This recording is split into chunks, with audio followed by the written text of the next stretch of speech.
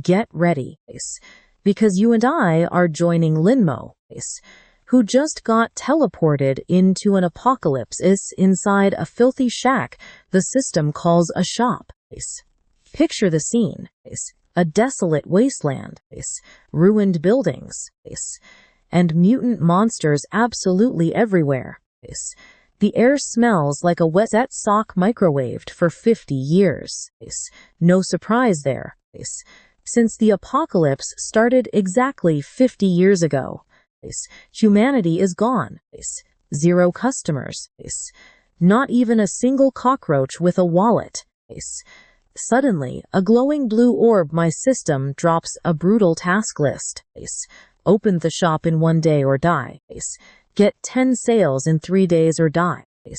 Fill half the shelves in 5 days or die. Earn 3,000 points in a week or die. Every single goal ends the exact same way. This is not a business plan. It is a ridiculous death sentence. I kicked the counter, and the counter won. My toes lost that battle. Who am I going to sell to? I yelled at the floating orb. Zombies, should I offer a 2-for-1 deal on brains? The system scanned 5,000 kilometers around us. Zero humans. None, and that annoying glowing orb already knew that perfectly well. It told me so casually, or well, with its mocking blue glow. Can I just buy from myself and sell to myself? I asked, from left hand to right. Simple, fraudulent transactions equal instant death. The device said, and that was when I lost my mind.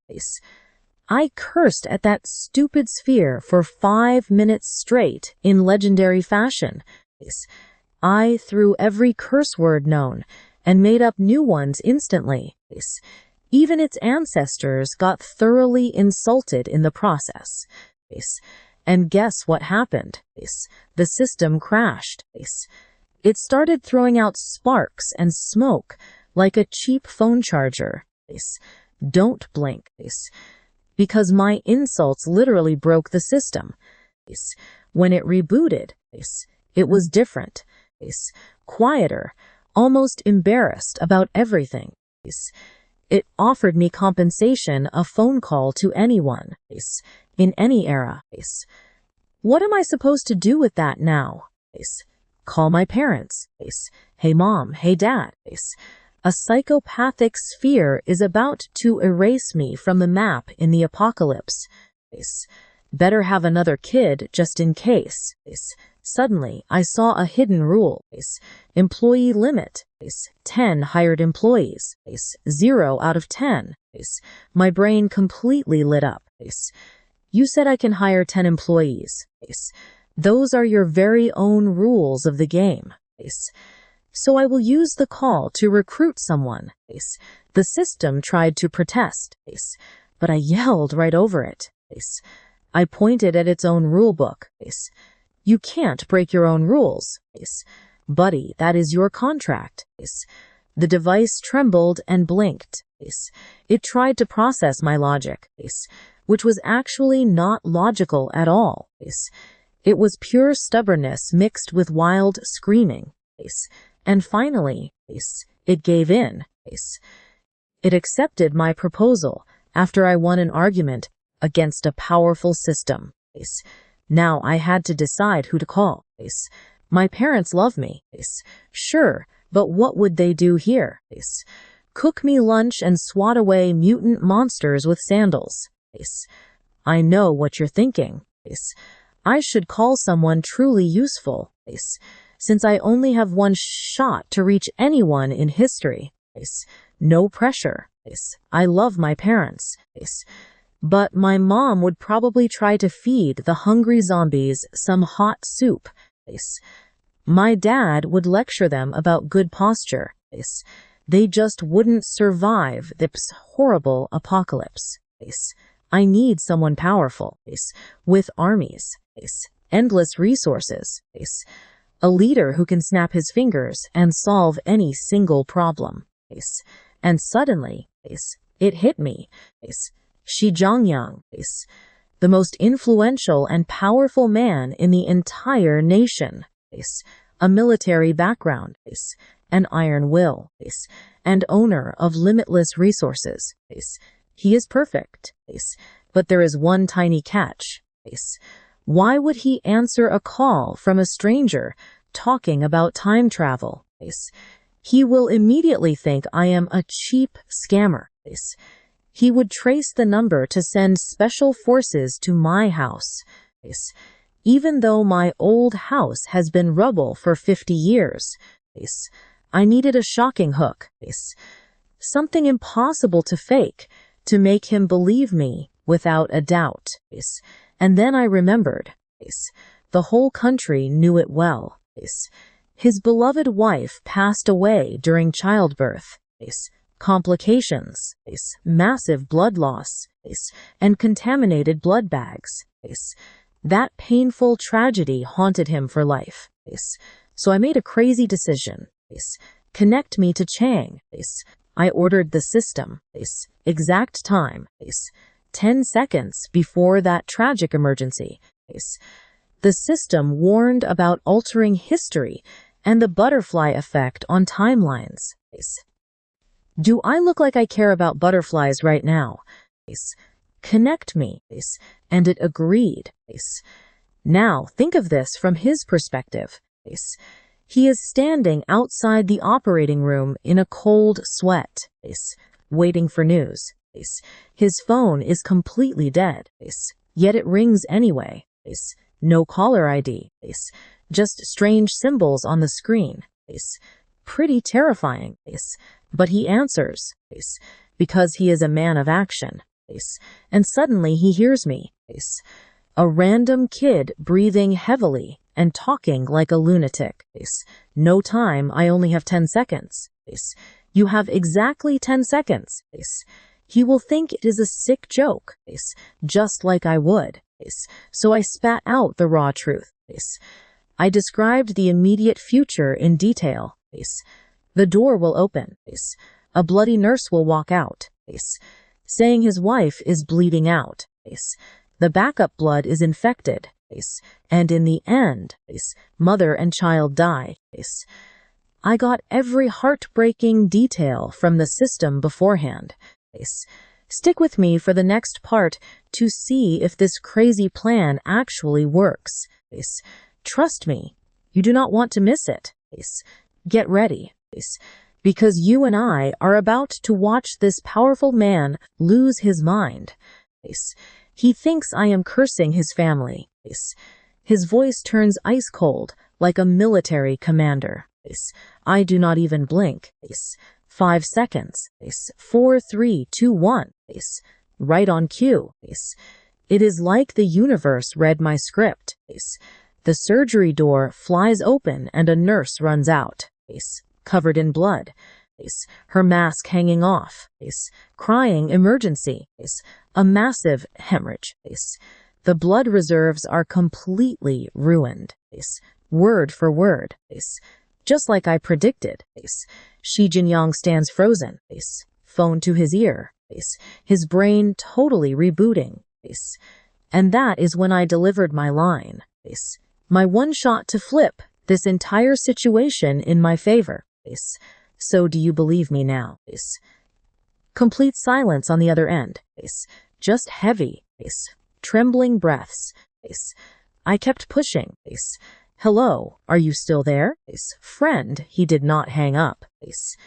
Meaning my little prophecy worked. His brain was basically installing a Windows update. Please do not turn off your device. Pay attention here. Because absolute chaos is about to break loose, and the nurse confirms everything. Contaminated blood bags and depleted reserves. Everything is ruined. His wife is dying, and the clock is ticking. Shi Jinyang did exactly what a soldier would do. He rolled up his sleeve, revealing scars everywhere. His arm looked like a map of every war he fought. He said, "Take my blood." Just leave enough so I do not faint. He was basically offering to bleed dry. Without a second thought. This guy is built different. But then the chief surgeon walked out. His gown was covered in blood, and he looked like he had lost a fight with God. I am sorry, sir, she is not going to make it. The bleeding will not stop, and her organs are failing, even if they drew your blood. Processing it takes 20 minutes. His wife had only 1 minute left. The doctor handed him a consent form. We can save the baby. Sign here.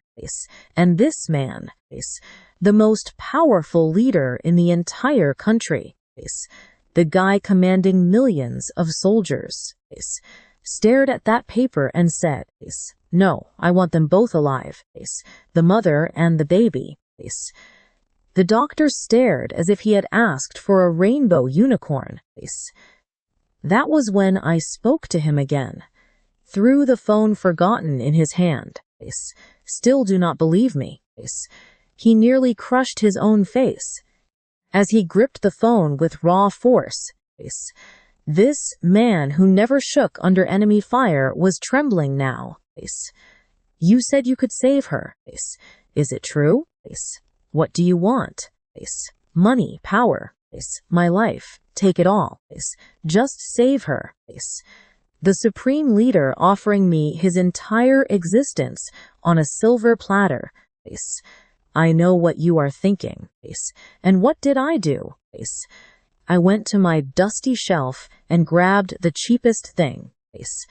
A simple beginner health potion. Absolute trash in my world.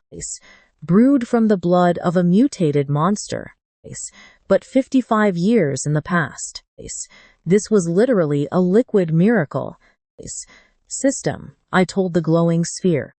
Send it to him.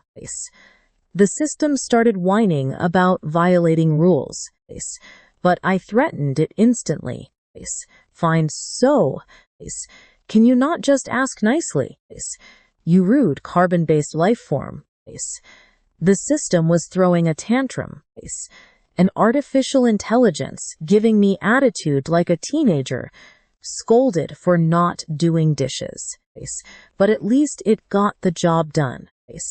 The syringe vanished from my hand, sent straight into Qi Xing's left pocket, like Amazon Prime, but crossing time and space. I grabbed the phone and told him, check your left pocket.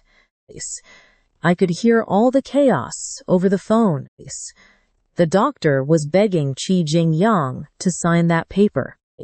Choose one, the mother or the baby.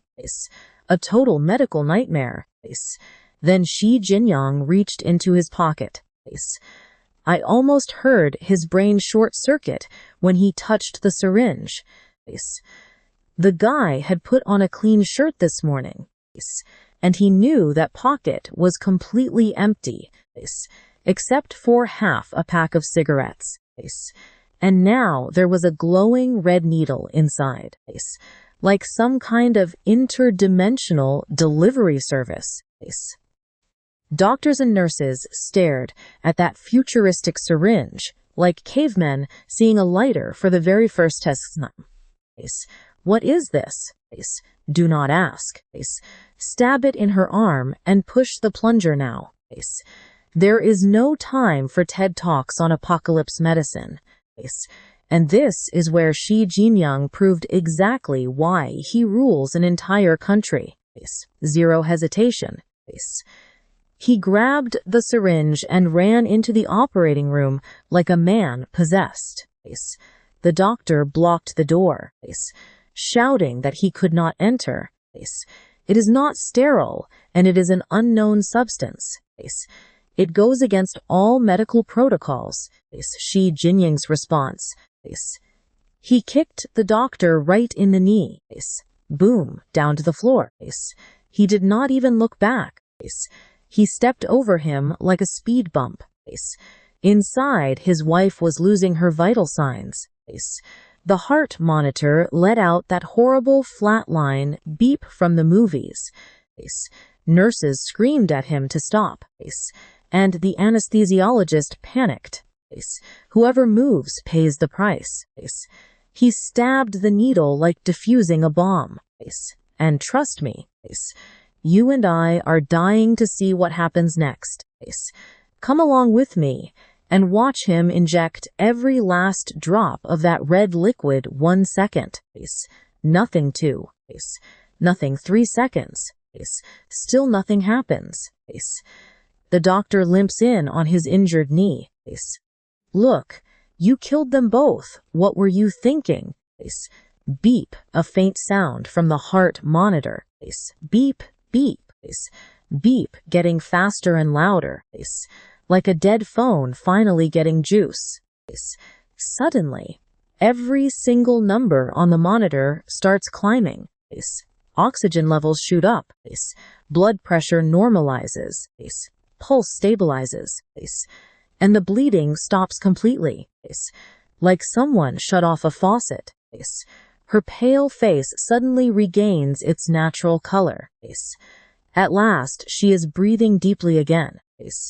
Mind you, this was the absolute cheapest item in my shop. Just a clearance discount version of the medicine. The kind of product I wouldn't even bother displaying.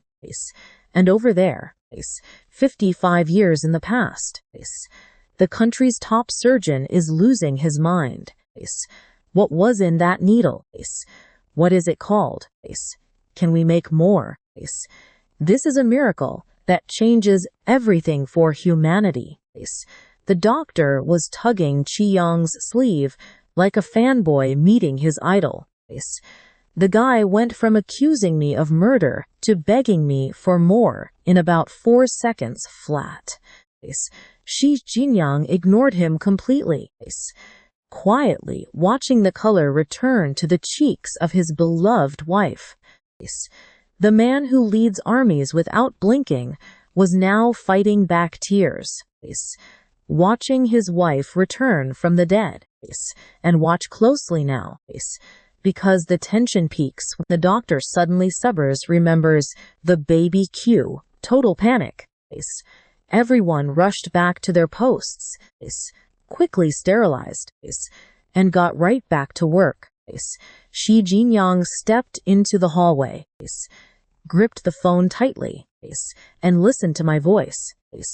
Do you believe me now? 2 words echoed. A heavy, serious response from someone who just witnessed the impossible. I believe you. It was music to my ears. The most powerful man in the country owes me a favor.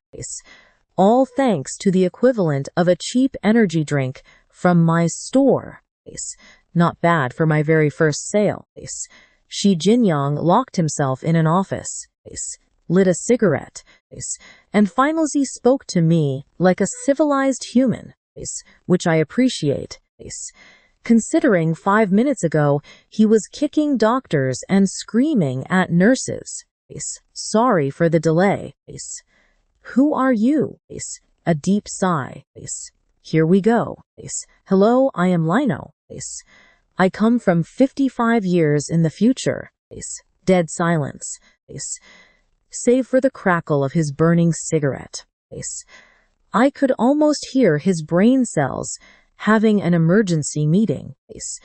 At least give him credit for not hanging up on me. Now I know what you are thinking. If someone claimed they traveled through time, we would call the cops. But he just saw his wife brought back by a mysterious syringe that literally spawned in his pocket. His tolerance for the buzz was through the roof. Give me proof, he demanded. Fair enough. The syringe was not enough. That only proves advanced medicine, not time travel. It could be some secret lab. Man, this guy is sharp. Even after witnessing a literal miracle, he still thinks strategically like a master chess player. No wonder he leads the nation. Then he asked the million-dollar question. Why do you need me? Why help? If you come from the future, shouldn't things be more advanced? Do you not have miracle cures over there? Why call the past like some desperate refugee? I let out a laugh, but not because it was funny. It was just that involuntary sound when utter exhaustion takes over. 55 years in the future. I made it clear there is no future. No Hashur. No civilization left. Everything is gone. I heard his chair slam against the floor. He literally jumped from his seat. It is impossible. He roared. The same leader who stays dead calm under artillery fire was screaming at me over the phone. I totally get it. Imagine being told your nation was wiped out. Everyone you know dead. And all your achievements reduced to rubble. Anyone would throw a chair. It is not an ordinary war. It is not about another country or politics. I told him. It is monsters, endless hordes of monsters. Like locusts blanketing the sky. They will appear in 5 years, starting the apocalypse. Our guns, tanks, and missiles barely even tickle them. 1 month.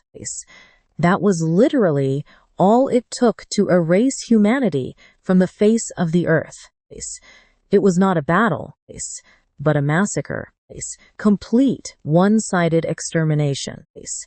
Dead silence followed on the line. You know what is funny? An hour ago, I was cursing a glowing orb for forcing me to open a shop in the wasteland. And now I am talking to the most powerful man in the nation, calmly revealing that humanity has an expiration date. And the best part, he relaxed a bit, knowing I needed something from him. His logic was simple. If he wants something, we can negotiate. People who ask for nothing are the dangerous ones. He trusts a deal more than a gift. I feel the same. Someone saving your wife for free is terrifying.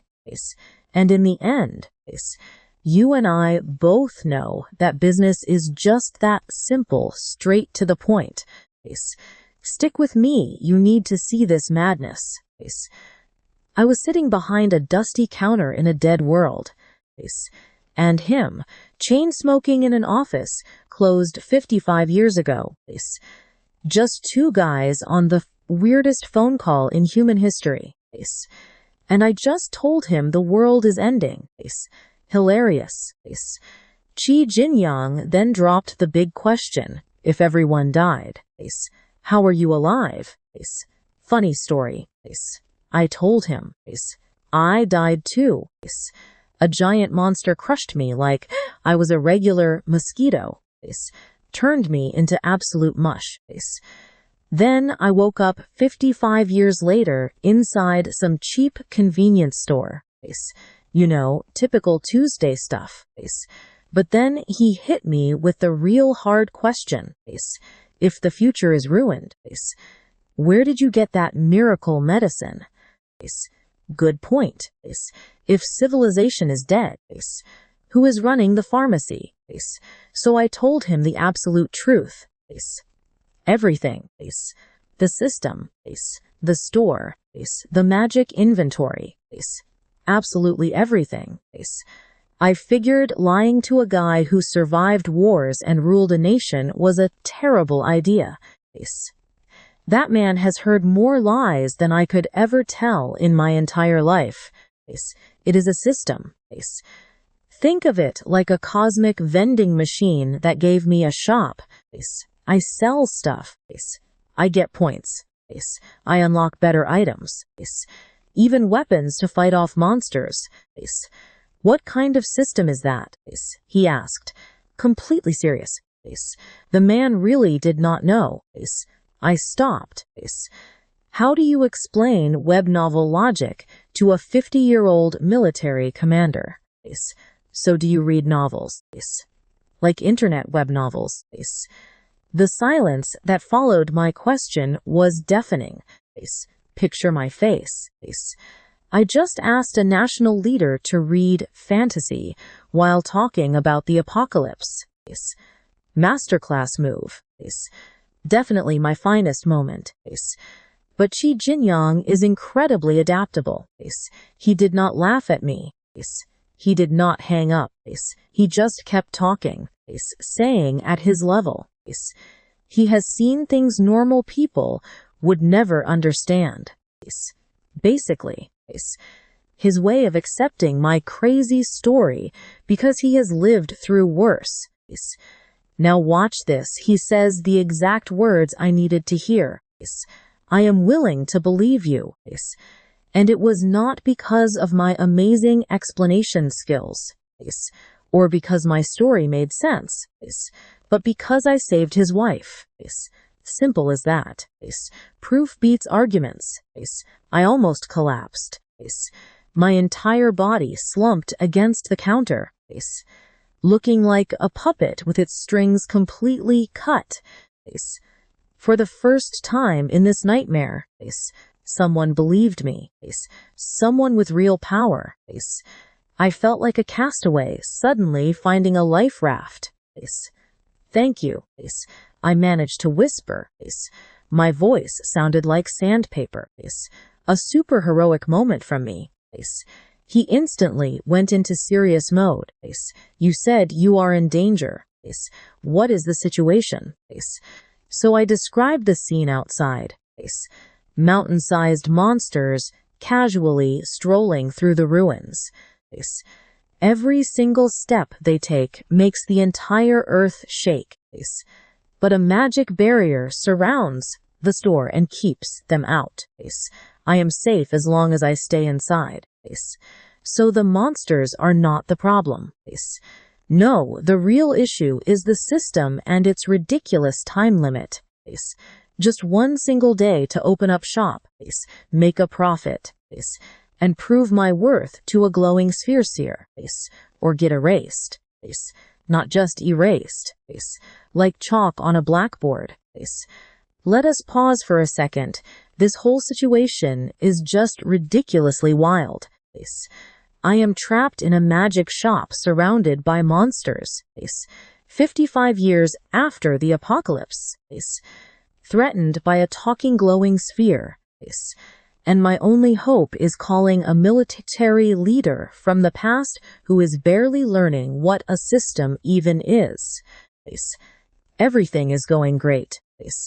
But then something extremely weird happened on Qi Jinyang's end. As we spoke, his secret red phone lit up, reserved for national security emergencies.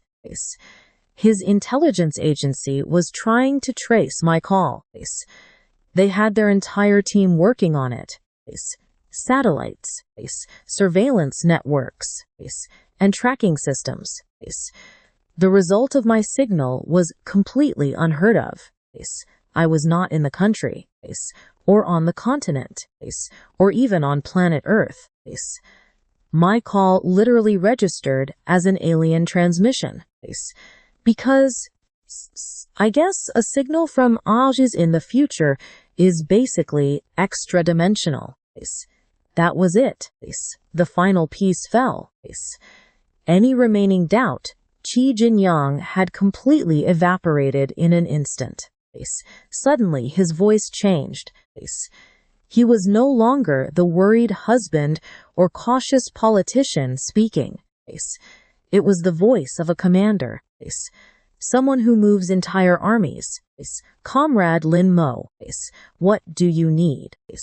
Weapons, supplies. Just say the word, and the entire nation will back you with everything.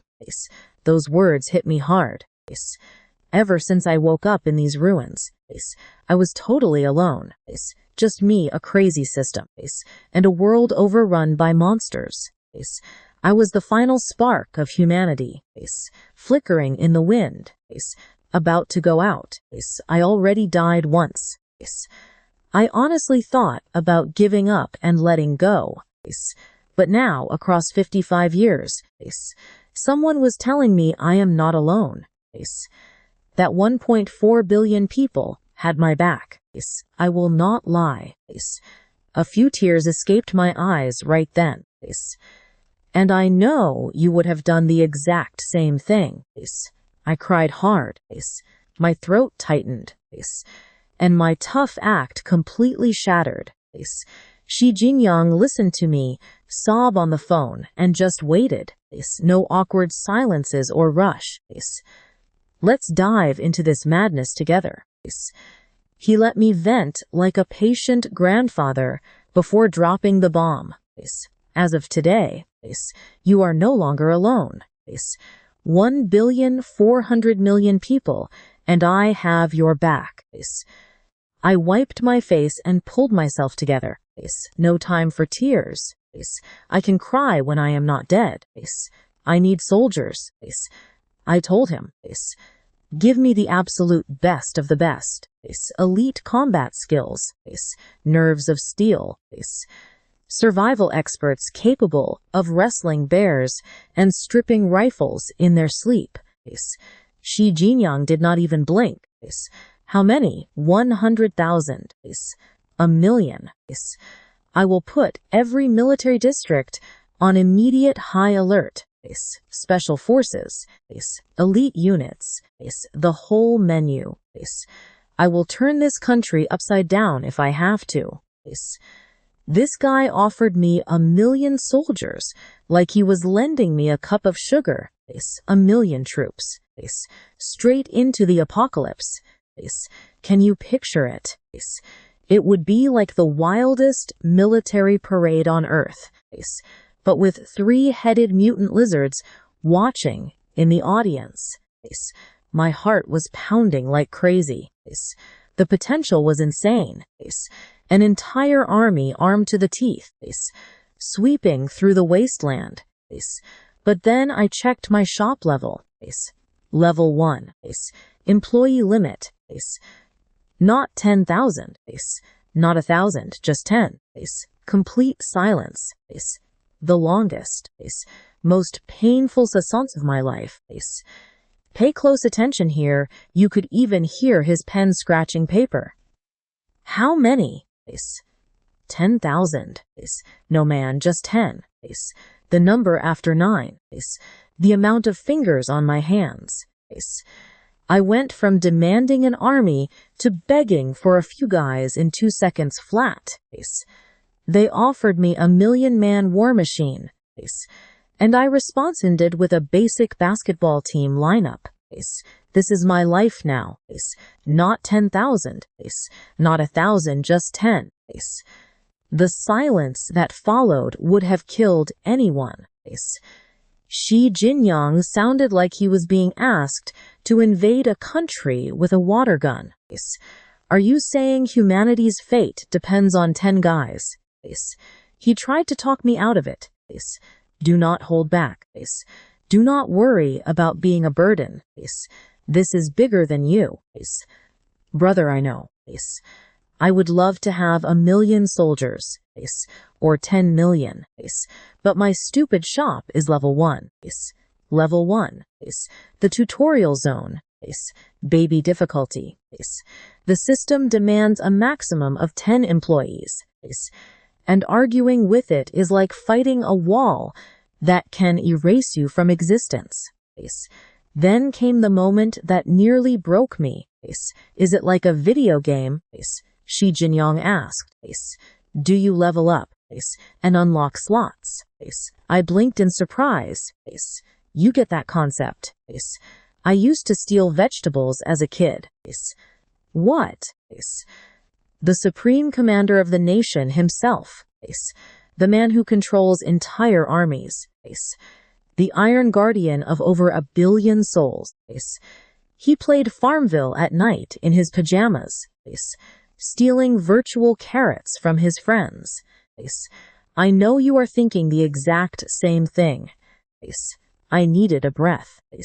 Yes, I answered. holding back a laugh. It is exactly the same idea. Level up the shop. Unlock people. Better weapons. And more space.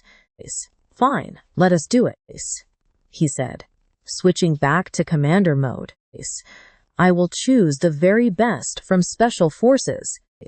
Every single one will be elite. Suddenly, his voice grew heavy. Dead serious. But Lin Mo, can they come back? That question hit hard. He was not just sending soldiers to do a job. They were real people with parents, wives, and kids. He wanted to know if this was a one-way ticket to die in a monster-filled wasteland. I spun around to the glowing orb. Hey, system. Answer him and do not play dead. I know you hear me. The system flashed with the most offended vibe ever from a glowing ball. Excuse me. Am I some sketchy black market system? My employees enjoy complete and total personal freedom. This is not a prison. They can leave whenever they want and go back. Wow, look who suddenly has principles. Now you care about rights. After threatening to delete me every 5 minutes. But wait, it actually gets even better. Employees gain entry through a memory backup. If they die, their memories return completely intact to their original body. They get 1 free resurrection per day that resets at 6 in the morning. Additional revives cost at least 100 origin crystals. In short, they cannot die permanently. They are basically in God mode.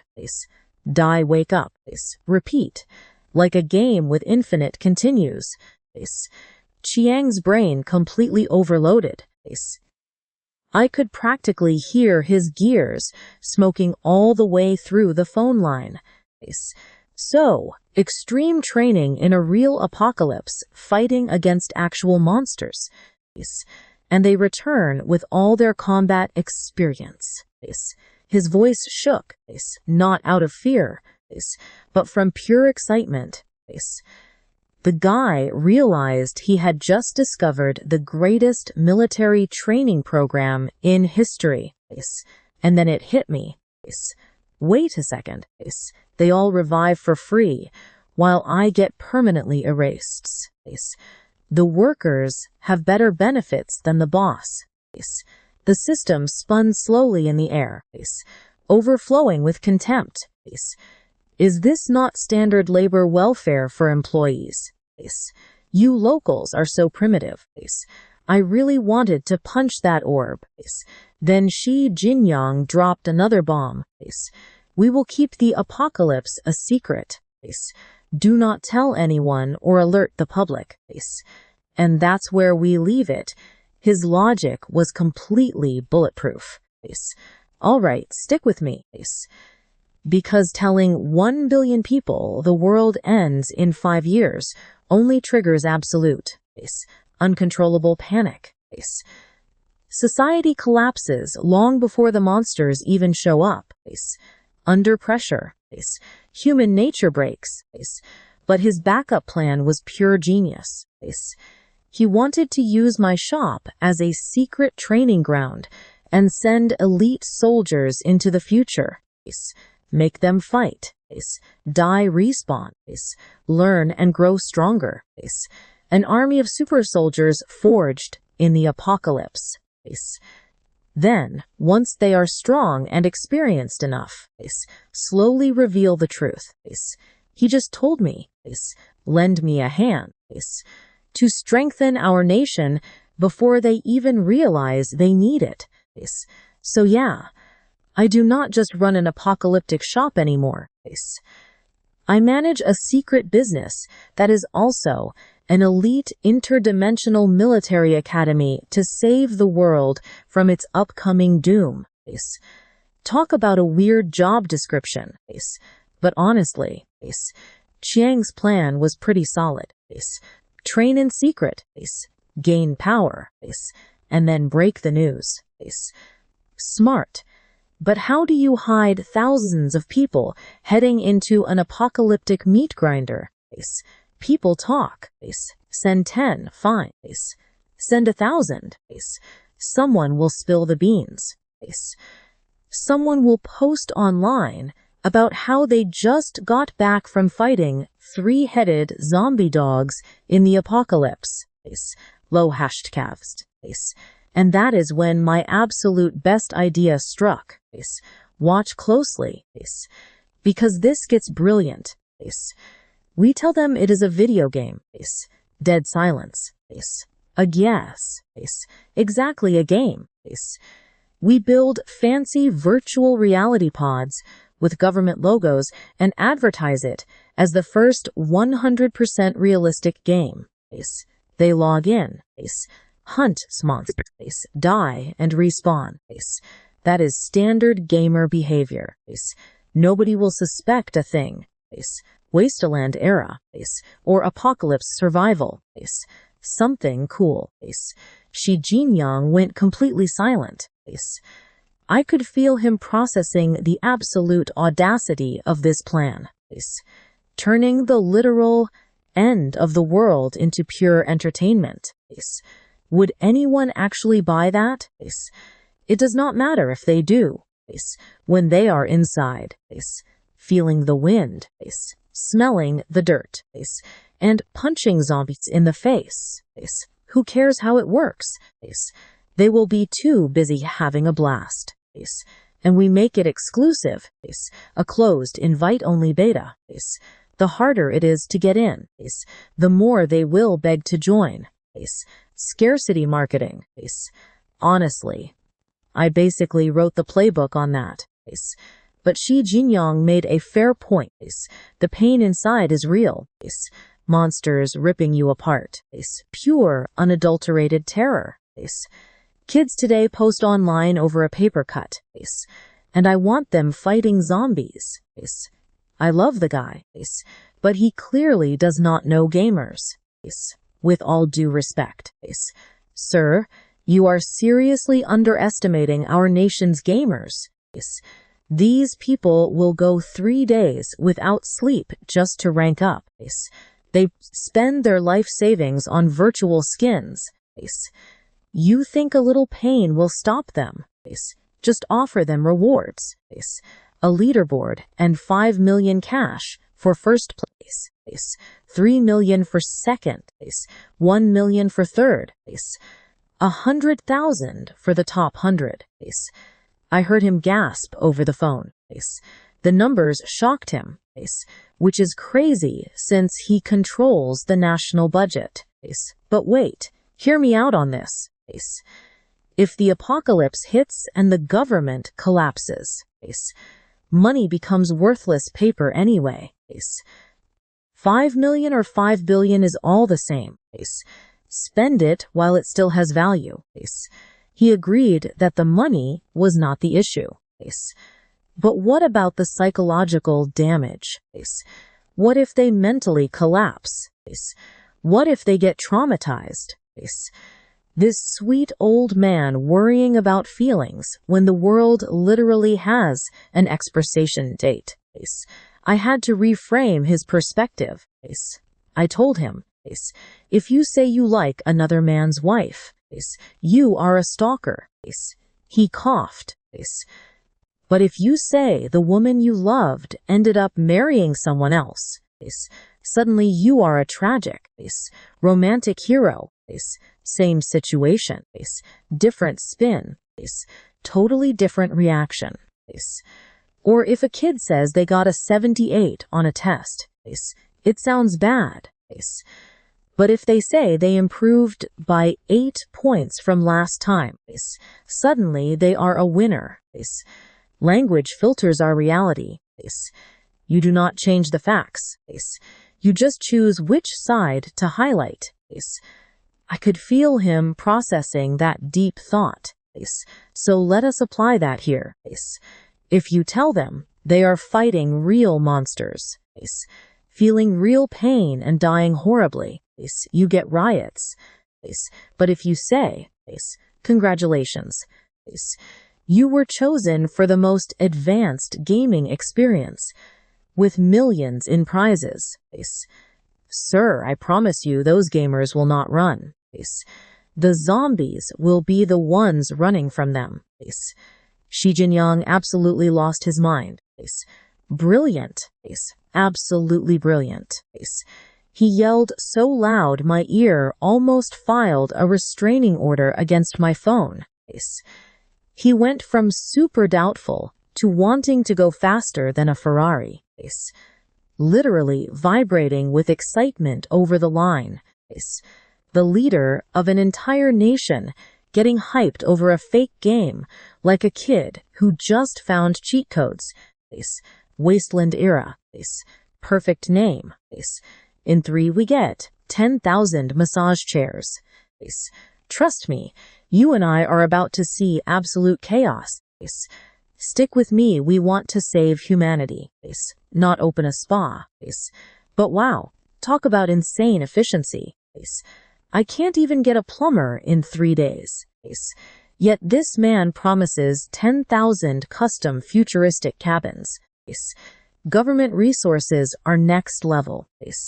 Now comes the hard part, convincing my floating, round and highly unstable partner. I stared at the system. It hovered in the corner, flickering away like a nightlight with severe anxiety issues. The second it noticed my stare, it panicked, literally backing up into the corner, like a cat hearing a vacuum. It shrieked, "What do you want?" I just smiled sweetly. "Hey there, brother. Let's talk. Stop smiling. It's terrifying." Fair enough. So I got right to the point.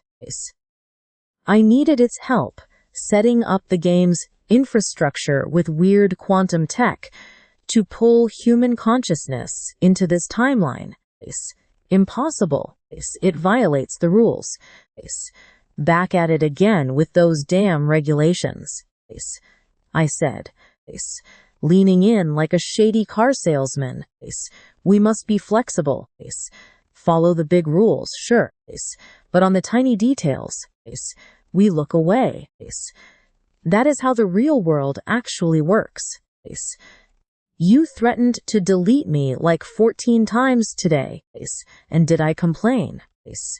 No, its mind was probably screaming in rage.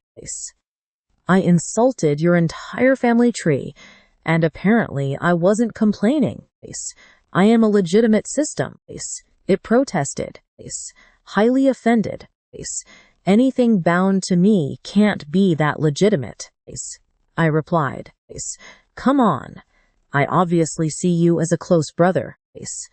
Pay attention here. You and I are about to witness his specialty. Pure emotional manipulation. If I die, what happens to you?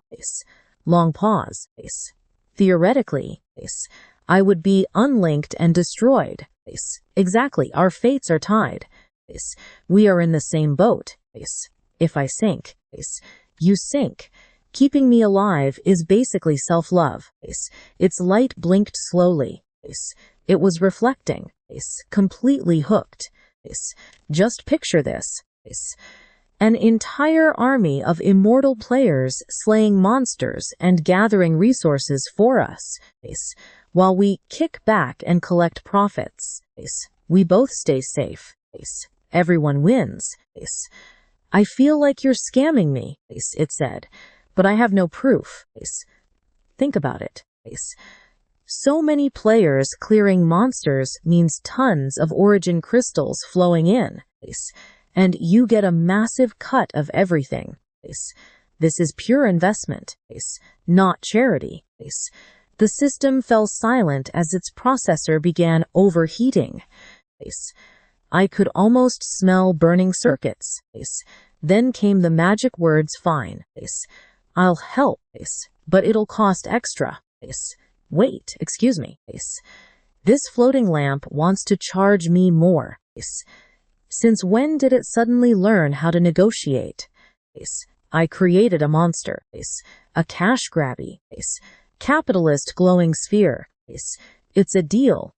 I shot back instantly. Put it on my unlimited tab. Think big. When players flood the place and slay beasts, crystals will rain down. I'll pay you double. You'll literally get free cash from nothing. The system mumbled something to itself. I know what you're thinking. Did calling it brother actually work instead of using logic? Yup, that did it. Not flawless business logic, nor the survival argument. Just the simple fact that I called it brother. This interdimensional artificial intelligence is starved for affection. All right, deal made. We have an agreement. And just like that, I blackmailed an ancient cosmic system into a partnership using death threats, emotional manipulation, fake brotherhood, and a payment plan I can never actually afford in my life. Pure entrepreneurship. Chiang's works fast. I'll admit, in just a few hours, 10 elite soldiers were ready. The absolute cream of the crop, hand-picked from millions.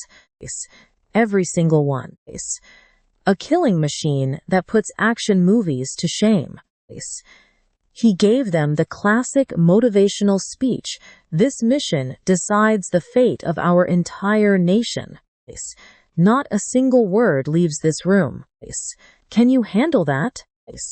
The captain, a guy named Chin Foam, beat his chest so hard he almost broke a rib, swearing to suffer 1,000 deaths. The other 9 followed with equally dramatic oaths. Military guys are intense. Then Shi Jinyang produced a sleek black box. Inside were 10 engraved bronze rings. They had some major Lord of the Rings vibes. He ordered them to wear the rings, enter the virtual world, and obey some guy named Linmo. Yep, that's me. They slipped the rings on and instantly passed out, falling to the floor like a row of dominoes. Shi Jinyang saluted their unconscious bodies, whispering that the nation's future rested entirely in their hands. Epic. And that's where we leave it. Wish you and I could have seen that live. For my part, all I saw was 10 soldiers dropping into my dusty shop like they fell out of a washing machine. They woke up gasping and lost like confused puppies, but instantly formed a perfect defensive circle, back to back, covering every single angle.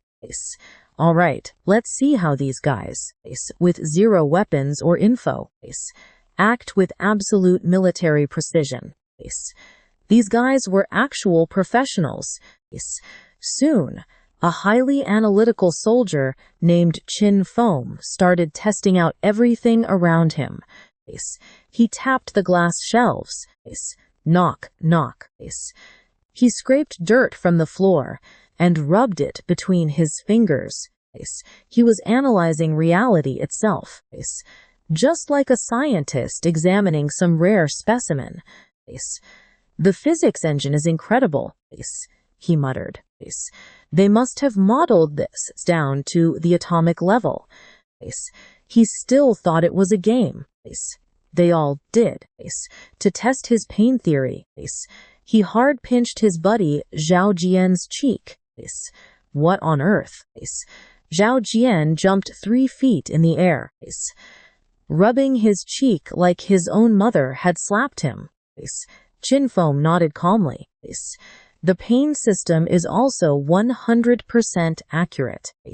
Incredible technology. Then pinch yourself. You psychopath. I hate pain. Zhao Jian lunged at him with pure murderous intent. Their leader had to physically separate them like a teacher breaking up a kindergarten playground fight. Now pay attention here, because they finally noticed me behind the counter, drinking tea and enjoying this wild show.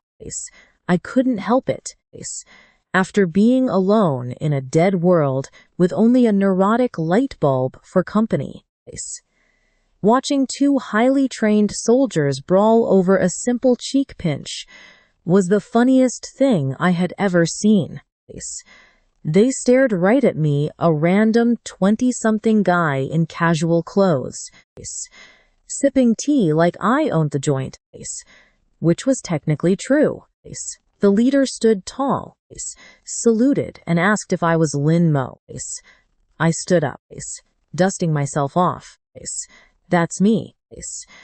Zhao Jian's whispered to his buddy that this game had some seriously unrealistic non-player characters. He thought I was just some digital backdrop. This giant wall of muscle was looking at me, the owner of all this, the literal savior of his commander's beloved wife, the guardian of humanity's very last hope, and he says that. I decided not to take it personally and just smiled. Then I looked at the system. All right, floating light. Do your thing. 10 holographic screens popped up in front of them. Employment contracts, terms and conditions, the usual stuff.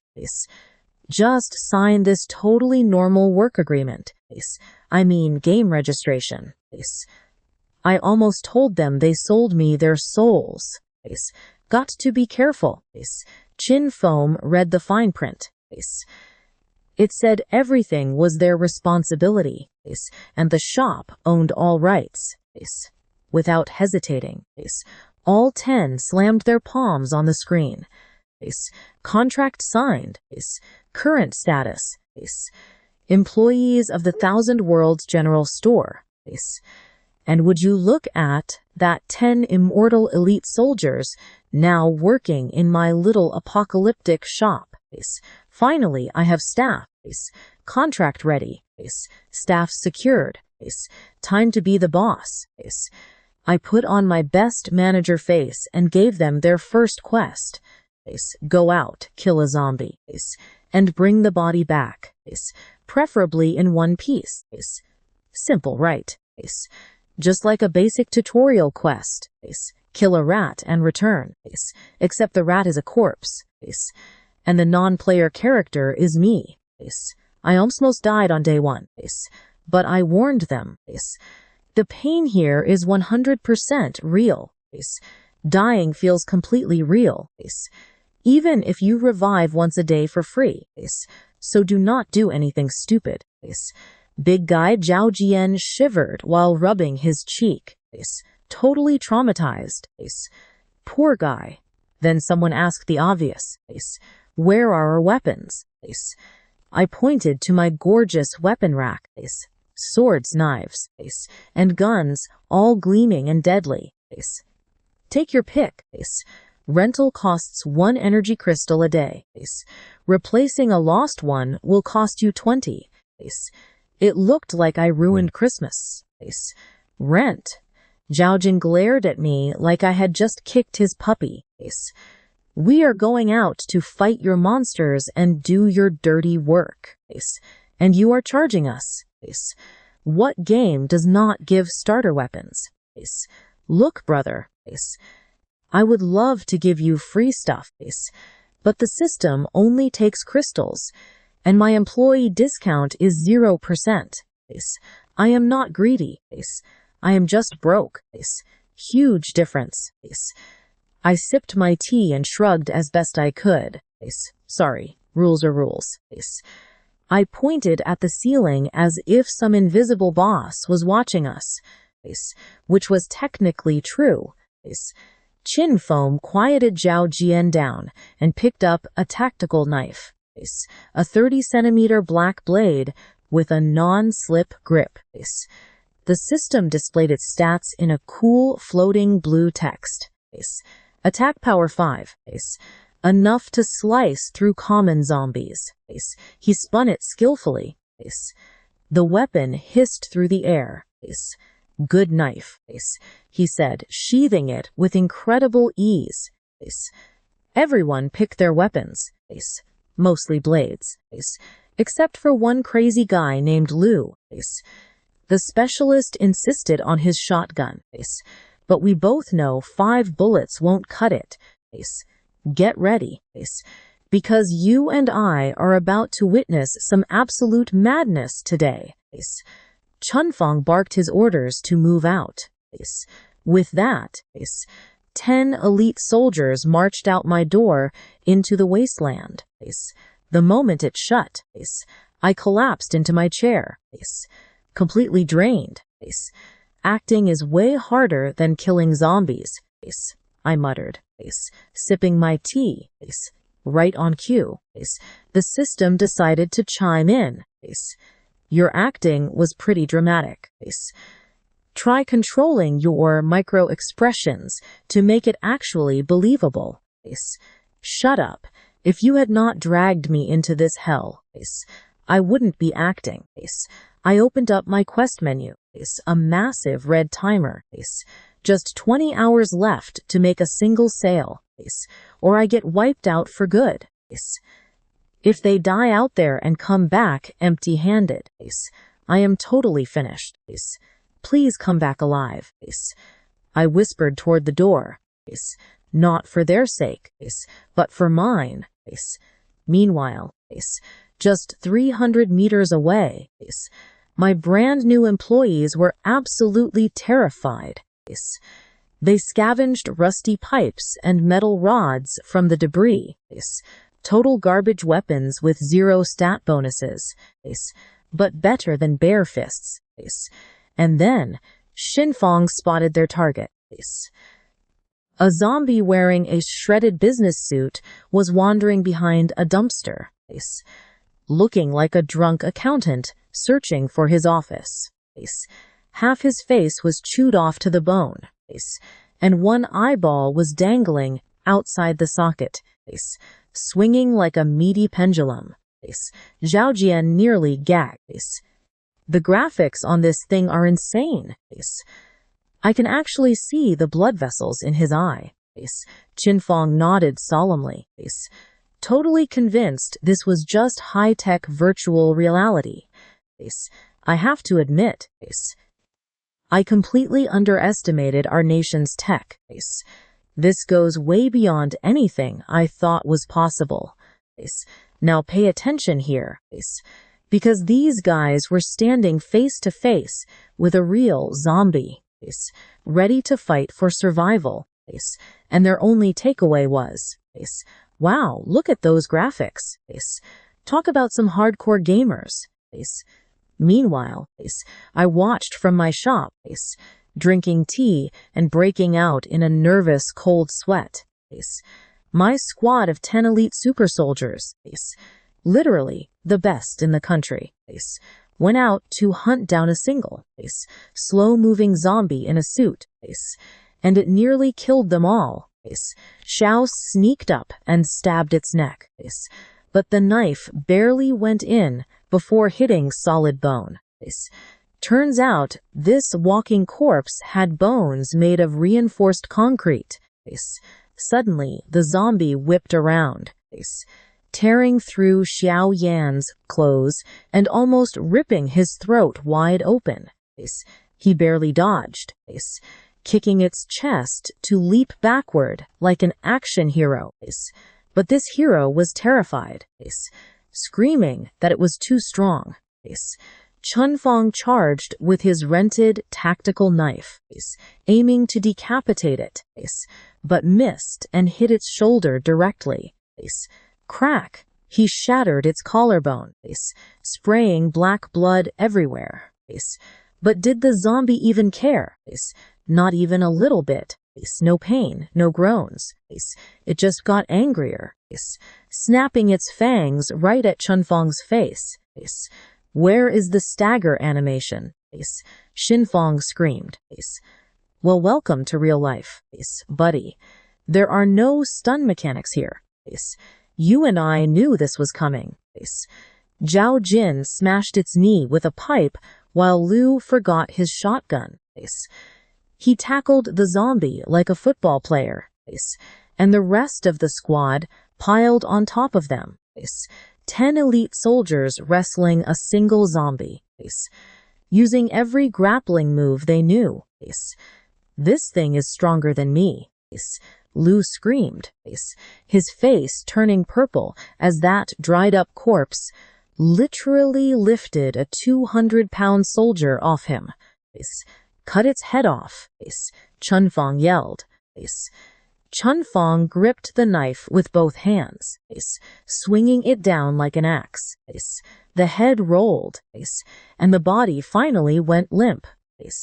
They collapsed, gasping for air like they had run a marathon, wrecked and covered in black blood, all from one zombie. And that was just the starter enemy. Zhao Jin stared at his steel pipe, now bent at a 90-degree angle. Did the developers mess up the difficulty? Xinfang wiped his blade. No, this isn't a game-setting issue. It is a realism issue. There are no health bars, no glowing weak points, and zero effects, real bones and muscles, just completely supercharged. This isn't a game, someone muttered.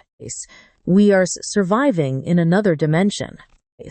Then came the fun part, bringing the body back. Where is the inventory menu or the auto loot button? No inventory space or auto pickup.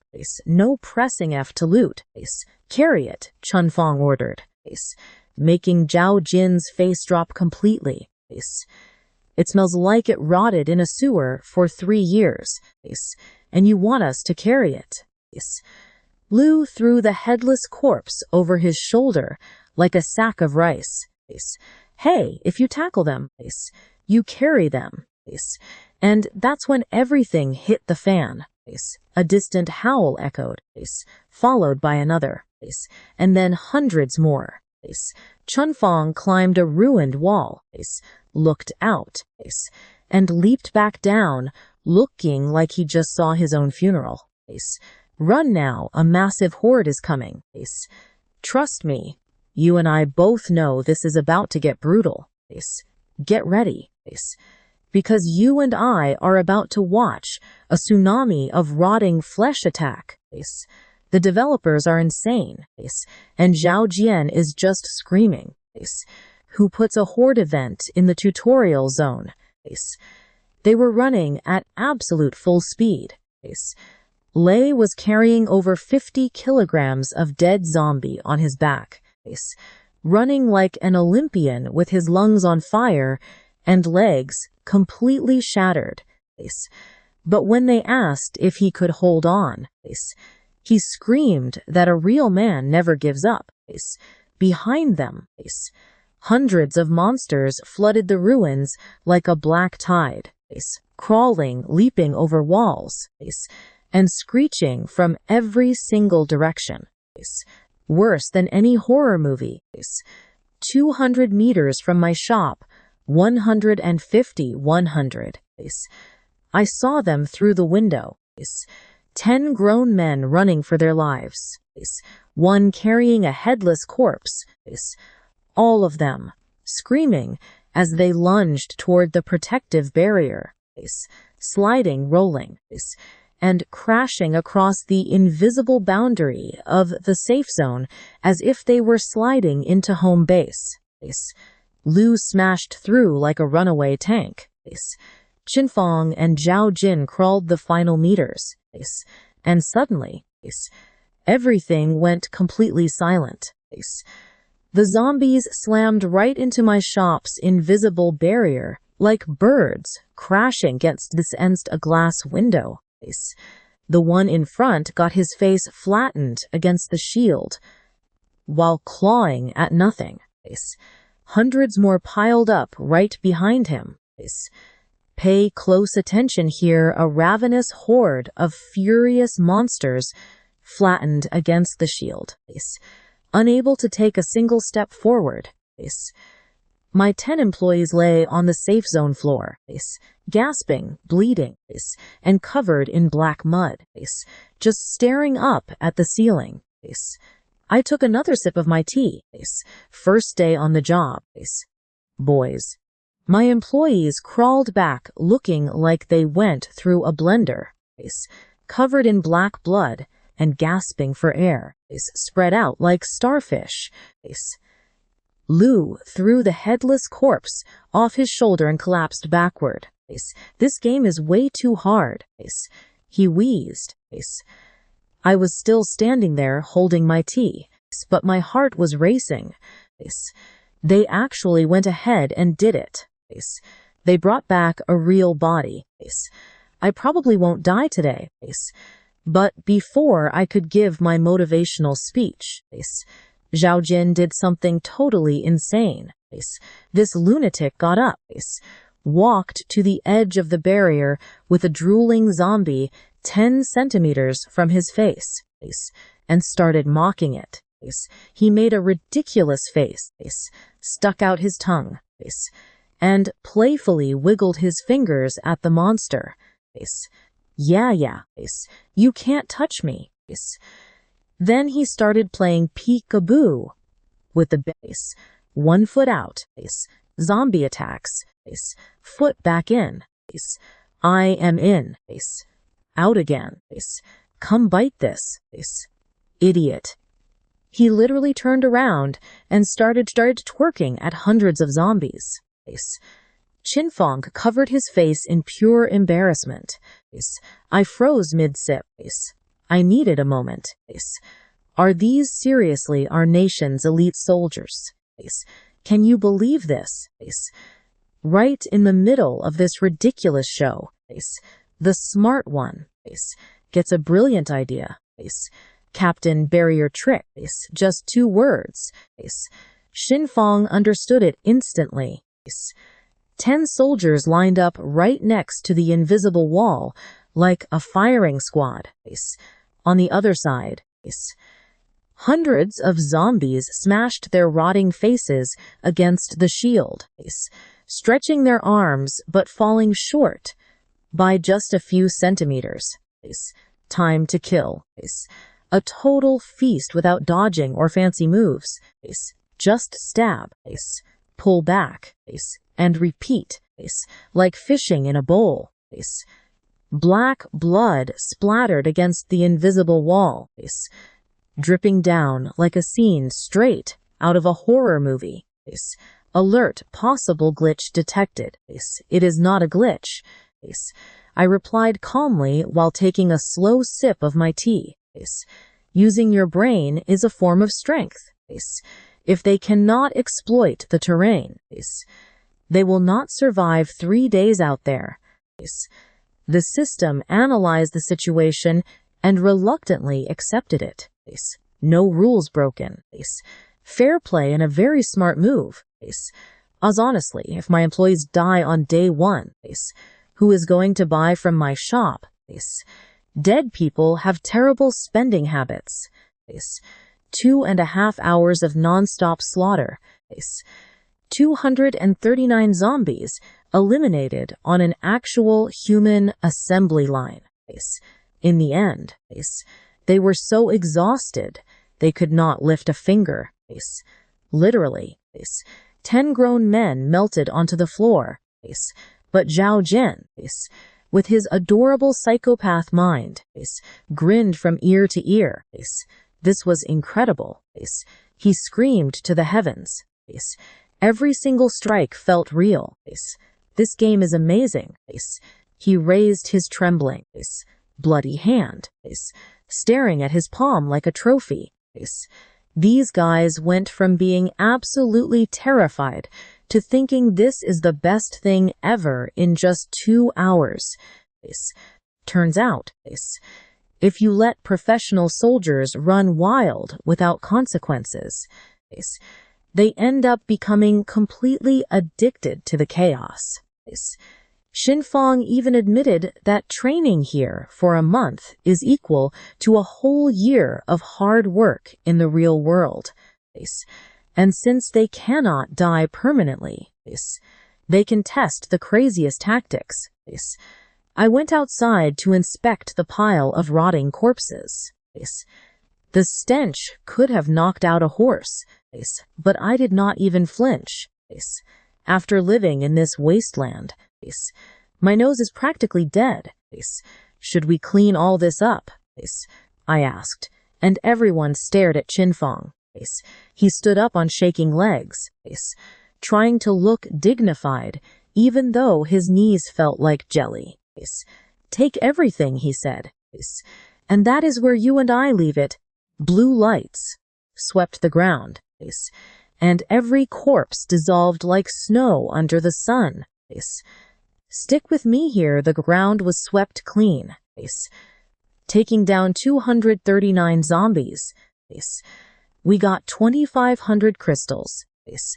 A cascade of glowing crystals rained from nowhere, piling up like pirate treasure before Qinfang. Beautiful gems the size of a thumb. Zhao Jian grabbed a handful, his eyes wide. This was cold hard cash. Qinfang was more practical, staring at the massive mountain of crystals. He quickly calculated the total weight and turned to me, showing genuine respect in his voice for the very first time. Manager, can we store these with you? Bringing all this into battle is probably not a good idea. He called me shop manager, not a non-player character or counterboy. Manager, I am moving up in this world. Time to do what I do best. Sell gear to people who desperately need it. I opened up the weapon and potion catalog. Their eyes lit up like kids in a candy store. But that excitement died the moment they saw the ridiculous prices. Zhao Jian spotted the rock-cutting sword first. An incredible weapon with 30 power points. Beautiful, lethal, and extremely tempting. It cost 500 origin crystals. 500. His sharp scream almost shattered my eardrums. We almost died for 2.5 hours just to make 2,000. I can only buy 4 knives. Is this made of pure gold? Does it deal 999 damage? I shrugged. If you do not like it, fight them with your bare hands. He shut up, feeling the pain in his wallet.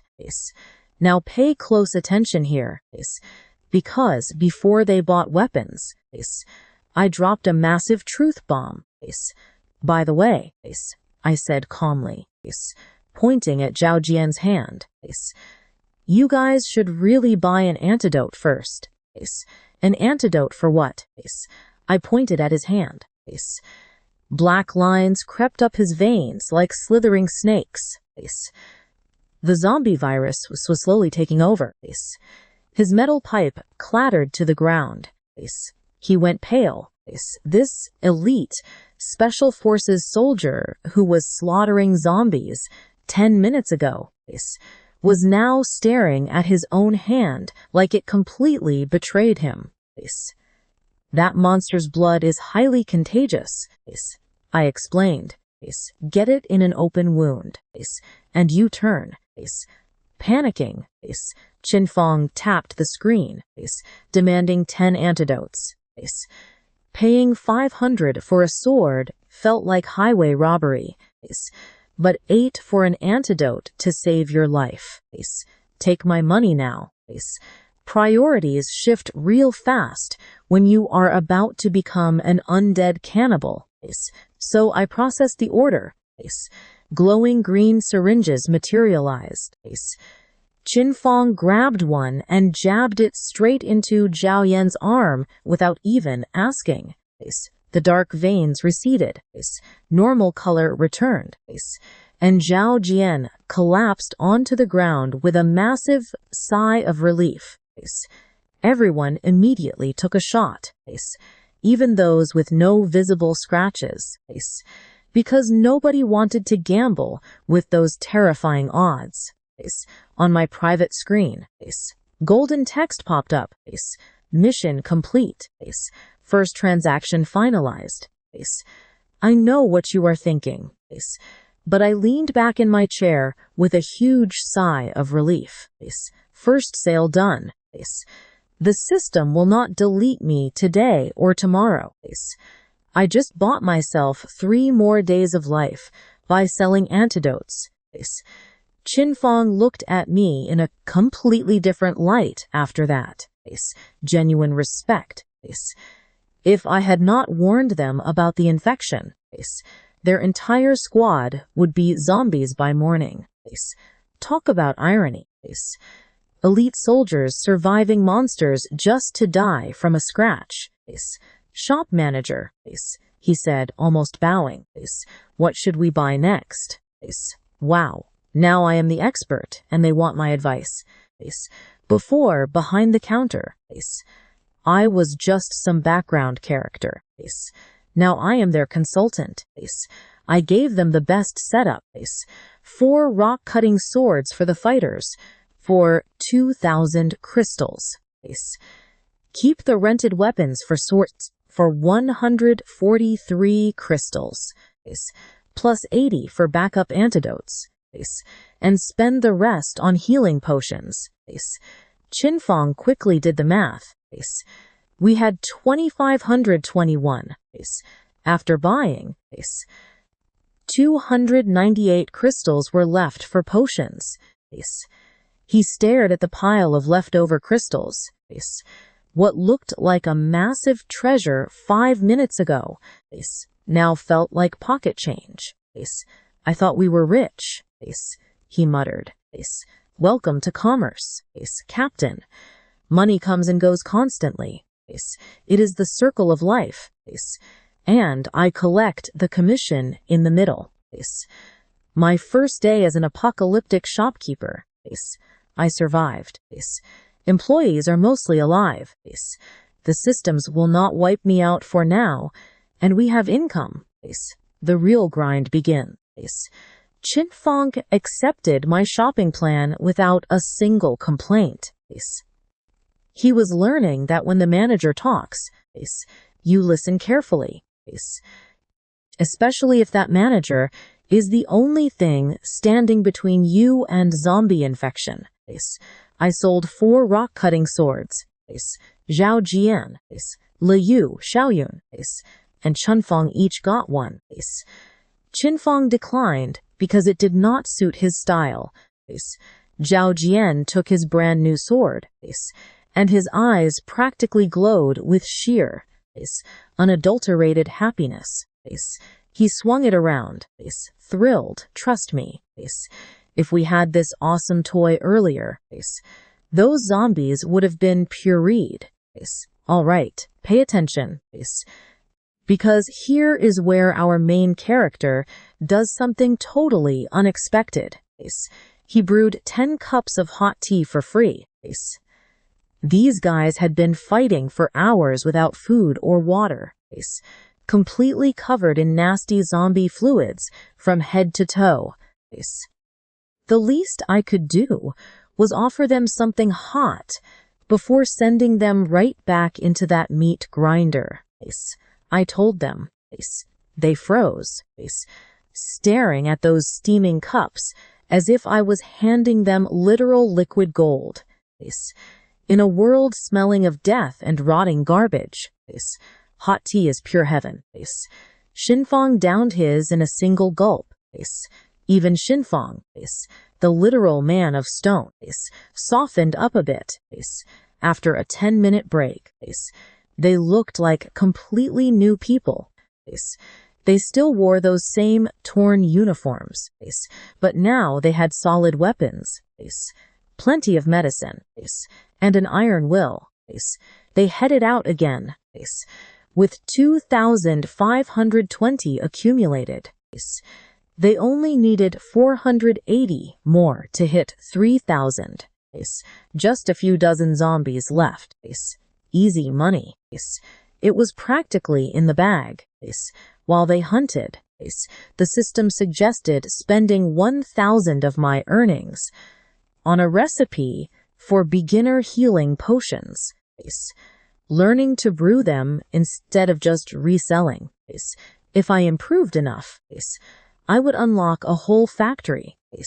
That is a real shark mindset. Why sell someone else's products when you can make your own? Cut out the middleman. Become the middleman. I bought it instantly. A massive wave of knowledge flooded my brain, identifying herbs, extraction methods, and mixing ratios, temperature control, everything shoved straight into my head like the most aggressive online course in the world. An instant pharmacy degree with absolutely zero student debt.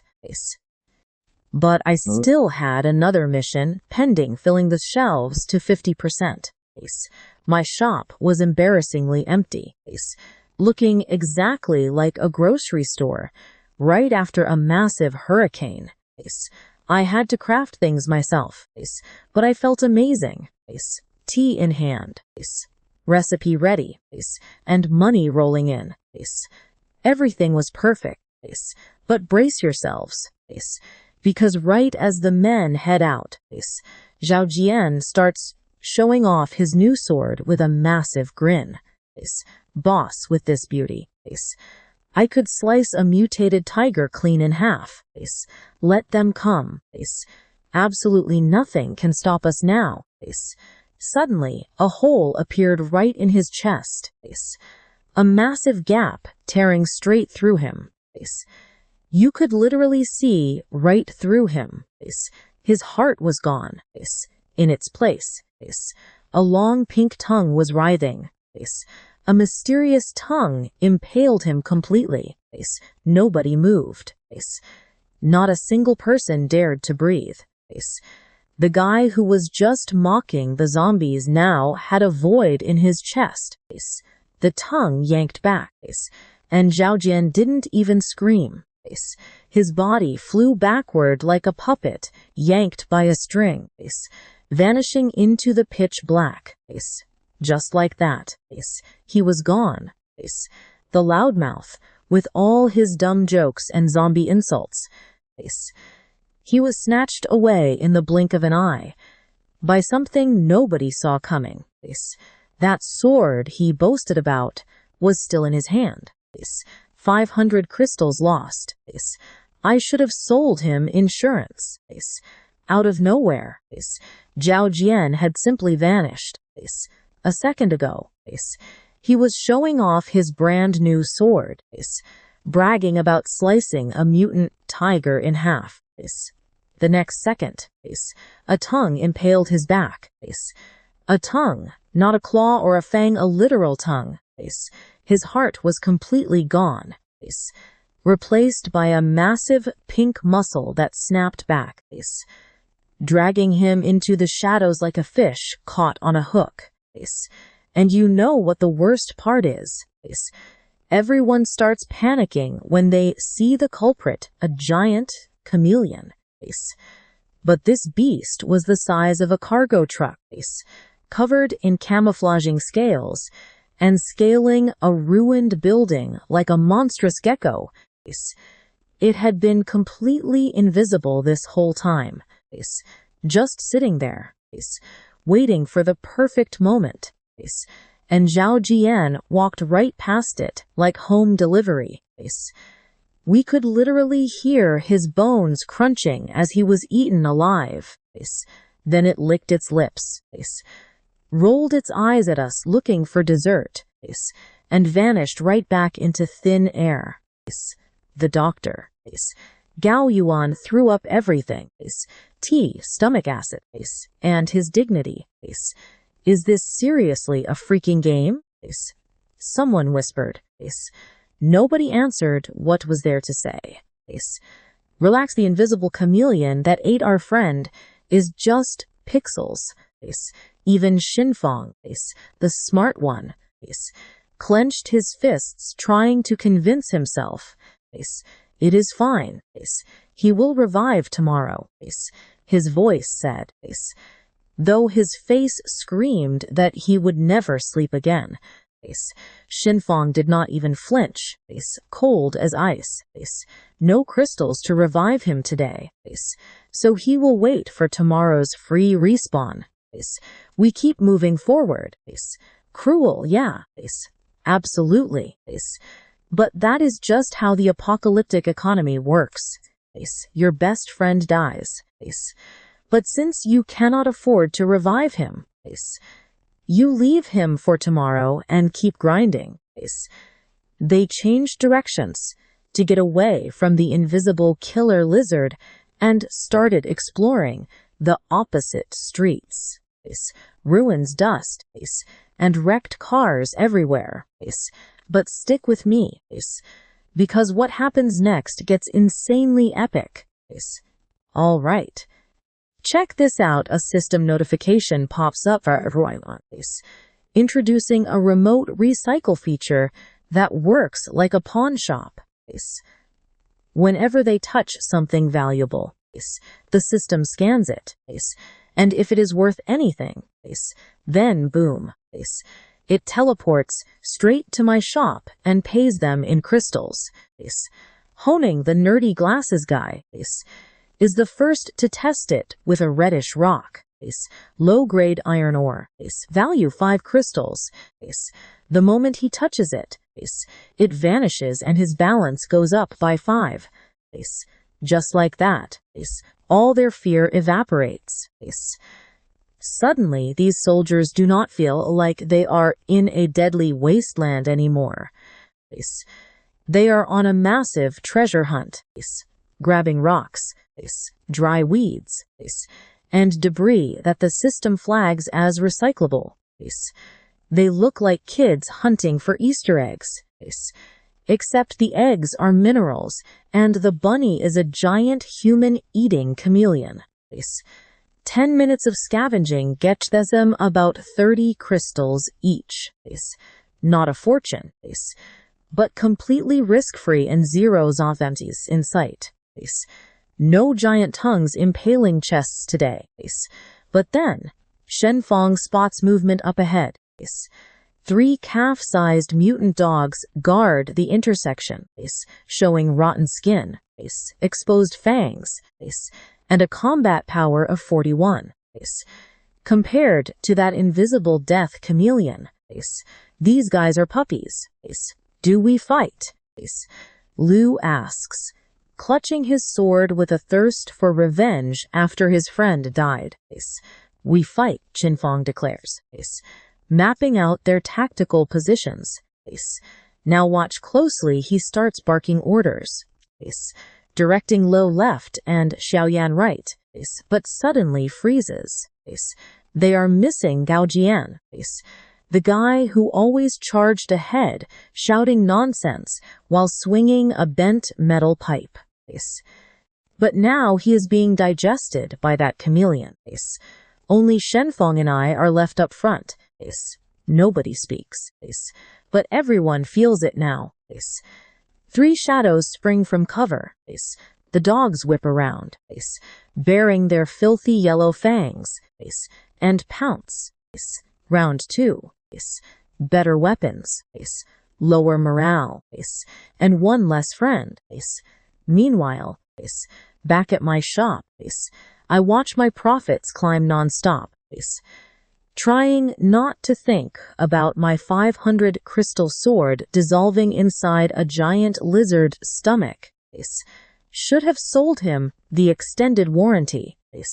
After that, my squad is completely unstoppable. The clash against the mutant dogs lasts exactly 10 seconds. 10. These terrifying beasts end up sliced like lunch meat. Liu strikes first, lunging directly at a massive hound. No dodging, no blinking. He swings his rock-shattering sword like a guillotine, sending the dog's head flying. You feel that too. Right. This guy definitely just discovered his love language is literal decapitation. Xiao Yun handles the second dog with surgical precision.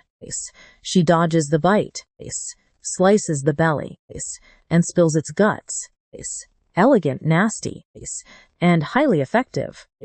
Xinfang and Qinfang team up. Chunfang rips off the third dog's jaw with one slash. Then Qinfang drives a sharp rod straight through its eye. He kicks the corpse against the wall just to be safe. 10 seconds.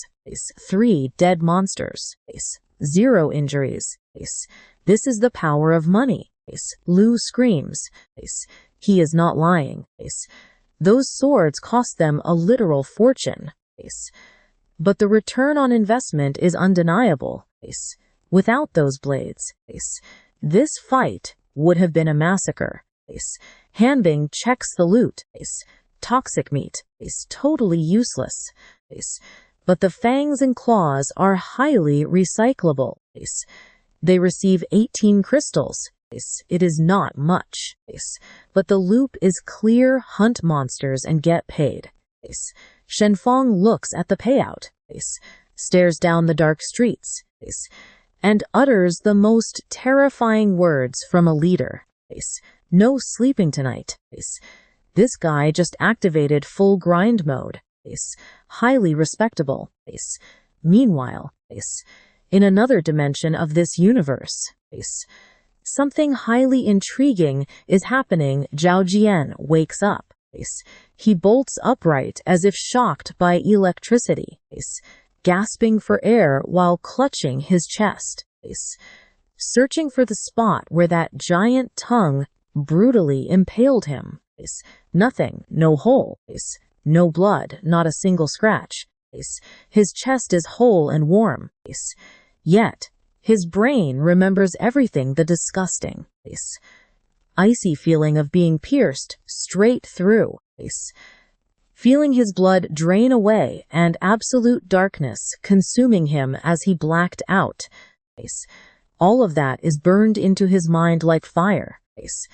He stares at his trembling hands until a voice breaks the silence. Awake Shi Jinyang sits nearby, completely calm, reading a tablet like he is just checking the morning mail. Zhao Jian nearly trips over himself trying to salute. Commander Shi Jinyang does not even blink. How do you feel? Physically fine. Sir. Though his face is still twitching involuntarily. Everything is perfect. No issues.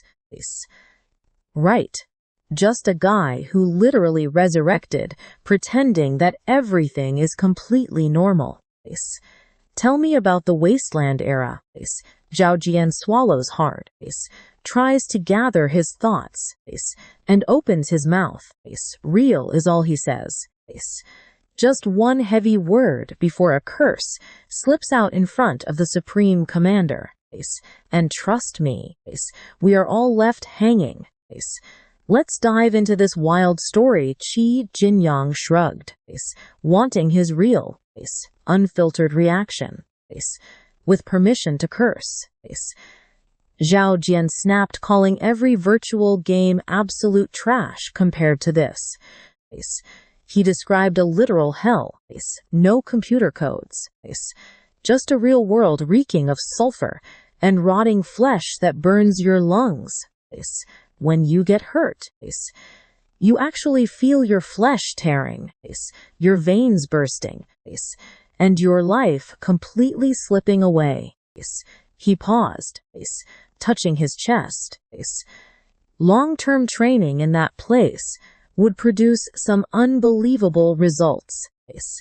But what he kept to himself was that anyone with a normal mind would eventually go completely insane there. Even as a top elite soldier, he almost lost it. Shi Jinyang listened silently, staring at his tablet without reacting, absorbing every word, because he knew something. that Jian was completely clueless about.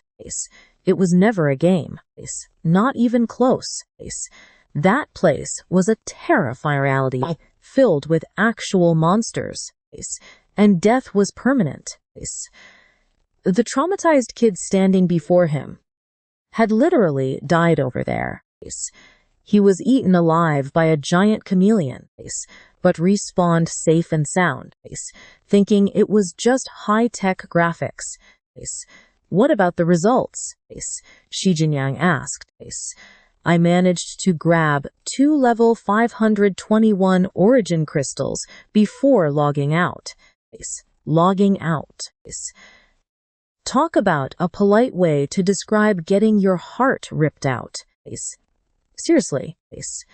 He talks about dying like losing connection. Gamers really have a term for everything. Meanwhile, Zhao Jian continued giving his full report to his boss. Sitting on the bed, totally alive but deeply traumatized. How exactly did you die? He brought it up so casually.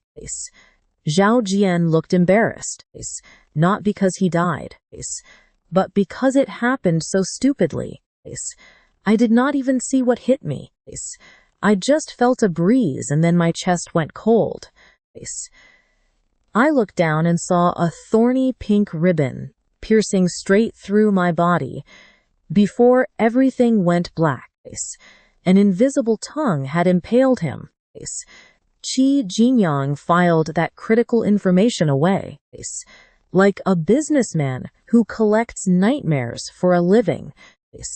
He gazed out the window at his gorgeous, peaceful city, cars, bright light, and citizens living completely normal lives.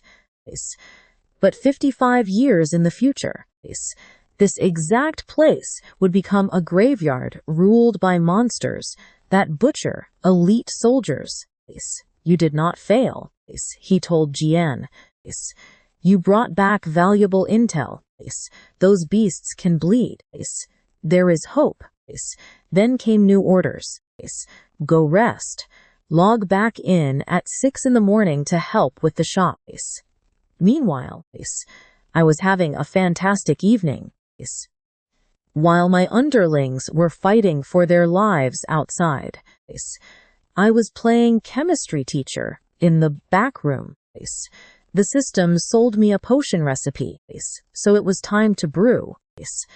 I bet you think that sounds easy, like basic game crafting, right? Think again. First try. Boom second. Boom from the 3rd to the 10th. Just different flavors of loud explosions. Every single failure wasted 3 whole crystals worth of resources. Blood protein was 30 crystals a bottle. Rare herbs, 13 per stem. Every bad attempt was literally burning my cash. There I was at my workbench, holding a test tube over the burner, shaking like a leaf, watching my hard-earned savings go up in smoke. Attempt 11, bang 12, bang 13, sweet, absolute success. Cost per bottle is 4 crystals. Sell price is 5. Profit, 1 lousy crystal. I basically run a lemonade stand in the middle of the apocalypse. But I kept grinding. As hours passed, my hand stabilized. My success rate went from utterly pathetic to decent, then actually pretty great. By dawn, I spent 1,500 crystals just to craft 103 potions, worth 515 crystals. I lost over 1,000 in a single night. A future investment, right? I comforted myself while holding back tears. It was 5:50 in the morning, 10 minutes before free revives, and still nobody was back. I scanned the empty, silent wasteland outside. Don't tell me my entire squad got wiped out already. Suddenly, I spotted 4 black dots in the distance. They were moving fast, or rather, desperately stumbling forward. Our leader Yinfo was leading the pack. His arm was wrapped in bloody bandages, clutching a broken sword while dragging Lu along. Lu, our massive tank, looked like he crawled out of a washing machine filled with blood and gunpowder. His body was half covered in red, face caked in soot. Behind him, Yinfo and Hanbing looked like survivors of a camping trip from hell. They went exploring and returned, looking like they got chewed up by a massive garbage disposal. They did not walk through my door, they collapsed, splatting onto the floor like heavy bags of wet laundry. Let's do the nightly tally: 6 employees temporarily dead, and 4 barely holding on to life, plus 1 boss who lost over 1,000 crystals making glorified cough syrup. Meanwhile, a giant invisible chameleon in the wasteland was picking its teeth. Apocalypse employee management is brutal, don't you think? My crew returned completely mangled, as if run over by a lawnmower. I handed them some water, because hey, I'm a generous boss. Stick with me here. Dead customers do not buy anything. And Lu just collapsed right on my floor. Xinfang dragged himself to the counter, wiped the blood, and uttered a shopkeeper's favorite words: "I want to buy things." Music to my ears. But then he dropped a bomb that nearly gave me a heart attack. 8 rockbreaker swords. Yes, 8. At 500 crystals each. That is 4,000 crystals. Yesterday they could barely afford 4. Are you sure? No credit. Only cash. Qinfang showed me his 15,312 origin crystals. I almost spilled my tea. 15,000 in one single night. These guys made more in a few hours than I do in a week. Did you hunt down a boss? Lu smiled painfully from the floor. No way, pure luck. Turns out they stumbled into 2 massive monsters. One was a giant meatball covered in writhing tentacles. The other was a bus-sized spider with spiky legs. And they were absolutely beating the living daylights out of each other. A turf war, a total kaiju battle. Both bosses brought entire armies of minions that got ripped to shreds in the crossfire. And my boys hid in a ditch. Brilliant cowards. When the bosses finally retreated, the entire battlefield was left covered in corpses. Origin crystals were everywhere. They basically just walked around picking up free cash like it was an Easter morning egg hunt. We gathered crystals until our hands literally ached. Lu said with a beaming smile. Now, watch closely. Because these geniuses just invented the ultimate war strategy: hiding away and looting dead monster bodies. Qinfang made his order. 8 swords and all of my health potions. Every single one. How many did I have? I had to check. 1,862. My entire night of hard labor. Failed attempts. And sore muscles. Sold in one single transaction. I spent all night brewing like some medieval apothecary. And this guy cleared my shelves like he was at a wholesale supermarket. Can you carry all that? I asked. Xinfang did not answer. Instead, he and 2 others shared a look, smiled, and stabbed themselves straight through the heart. Right there in my shop.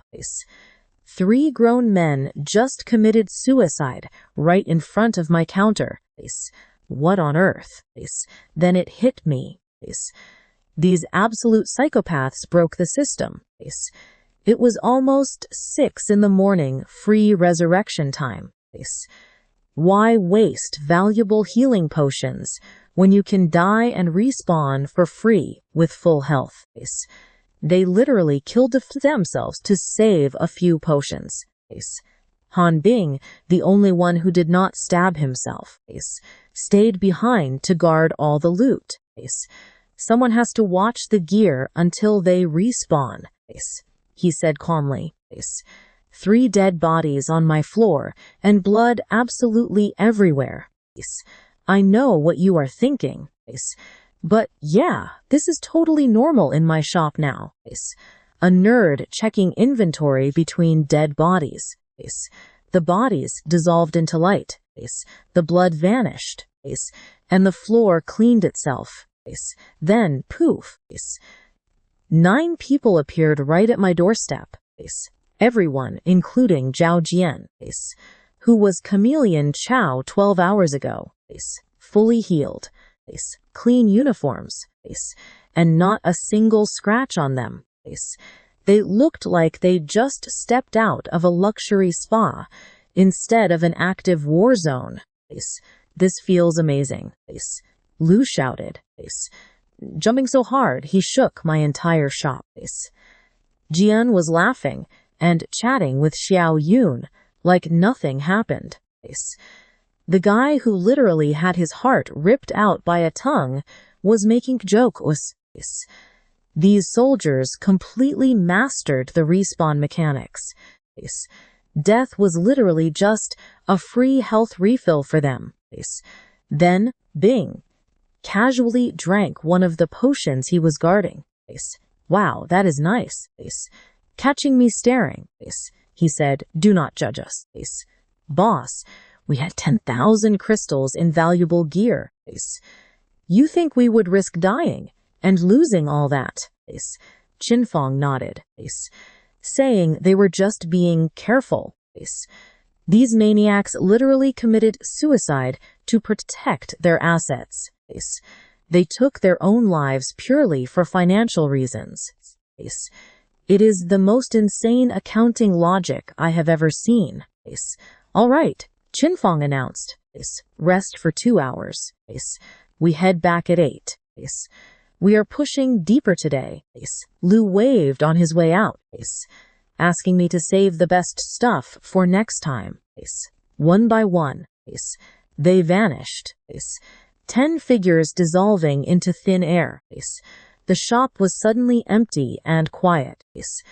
I walked to the door and locked it. I hung up the closed sign, looking at my income screen. I remembered I spent all night losing 1,000 crystals on potions, and these guys just dropped over 10,000 in an instant. Maybe I should stop crafting and just let them do all the grinding. Who am I kidding? I am the boss, and they are the soldiers. This is easily the greatest business model ever created. I just sip my tea while immortal super soldiers grind money and spend it all here. I am the last shopkeeper alive, and business is booming. The system was practically jumping with joy, like a puppy that just found a treat. Incredible. With 13,000 in revenue, you can max out your potion skill, build a factory, and start mass production. I stared at that floating idiot. You are completely useless. It froze mid-air and asked what. I have enough income to upgrade the shop to level 2. Why build a factory? Who am I making all those potions for? I only have 10 customers anyway. What would you and I do next, with a fortune like that? All right. You and I are about to watch our main character deal with a system that has some absolutely terrible ideas. Out there. Even zombies wouldn't eat you, fearing they'd lose IQ points. Hearing that, the glowing system suddenly went dim. It seemed to be calculating slowly. Let me explain my quick business philosophy. I don't need more products. I need customers. Right now, I only have 10 customers. 10, that isn't a real market. It's just a book club. I need to expand the shop, raise the player limit, and attract people first. Having 10 customers is just 10 leaks. You don't water a leaking garden. You need a whole field. The system tried to argue, but failed miserably and surrendered. That makes sense. I can't refute it. Obviously. Because I'm the businessman, and you're just a glowing lamp. Upgrade the shop now. Level 2 activated. It cost 10,000 origin crystals. Every single coin from today's solstice. The whole building began to shake. A bright white light burst from the floor. The walls shifted and space stretched, as if reality itself was being reborn. When I opened my eyes, I was completely stunned. My 30 square meter shack had transformed into a real 80 square meter store. Real metal shelves replaced those unstable wooden death traps. There was a long counter and 2 extra checkout registers. A proper workshop in the back, and even a small warehouse. For once in this nightmare, my shop actually looked like a real store. And trust me, the level 2 upgrade changes everything. Employee capacity raised to 1,000. Yes, 1,000. 100 times more potential customers, cough workers. 100 times more wallets walking through my door. I also unlocked new products, like genetic upgrade potions, liquids that permanently boost your physical stats. Soldiers would literally kill for this well. They already do, but now even faster. Plus, intermediate health potions arrived for when basic ones fail. And a brand new personal feature finally went live. Now I could convert my profits directly into stat points to make myself much stronger. Everything was going perfectly. Upgraded shop, new products, and a massive player capacity. Pay attention here, because right as I was celebrating, blood-red letters started flashing at the bottom of the screen. Warning, monthly survival evaluation activated. 30-day countdown initiated. The shop will face a massive wave of beasts. The protective barrier will temporarily deactivate. Defend the shop immediately or be completely erased. My smile vanished instantly. My beautiful, perfect, invincible shield that kept all the monsters away was about to disappear. The only thing letting me sleep at night would be gone during the raid, meaning every single monster out there. The ones my soldiers barely survive against even with heavy support, will come straight for me and my shop. And my only combat skill is accidentally kicking a table. Just how massive is this nightmare horde going to be? I asked with a shaking voice. The system calculated. 3 boss-level monsters and 500 elite level ones. Remember that invisible chameleon that swatted Zhou Jian like a mosquito? Yeah, we both know how terrifying that was. Well, it is definitely weaker than these bosses. 500 elite monsters and countless normal enemies the system didn't even bother to count. 30 days, 1,000 slots, and a nightmare at my door. Every single time something incredibly good finally happens in this shop. I know what you are thinking. A gift and then death. Yes, that is this ruthless system. Unlocking upgrades while sentencing me to die. On top of that, an endless horde is coming to devour me. I swear this system feeds on my daily suffering. 3 bosses. 500 elites. Endless monsters in 30 days. And 0 protective shield. Great, everything is fine. I am totally not panicking. My hands are definitely not shaking at all as I tap the counter like a woodpecker having a nervous breakdown. Only one option remains. Call Chiang-Yong to bring a massive crowd. System, connect me with Chiang-Yong right now. Interdimensional calls cost 500 coins per minute. Partial minutes are billed in full. Yes, 500 every single minute. Are you running a phone network or just robbing me blind? The system seemed offended, claiming timeline crossing drains too much energy. If you think it is expensive, do not call. Of course I have to call. The only other option is death. Connect me now. Connecting. I am seriously innocent. Shut up in the end. Shi Jinyang picked up immediately. That man always watches the phone like he is waiting for a pizza. Except the order is classified future intel. It is Lino. He tried chatting. But at 500 crystals a minute, there is 0 time to waste. This call costs a fortune every second. I dropped the truth bomb instantly. Shop upgraded to level 2.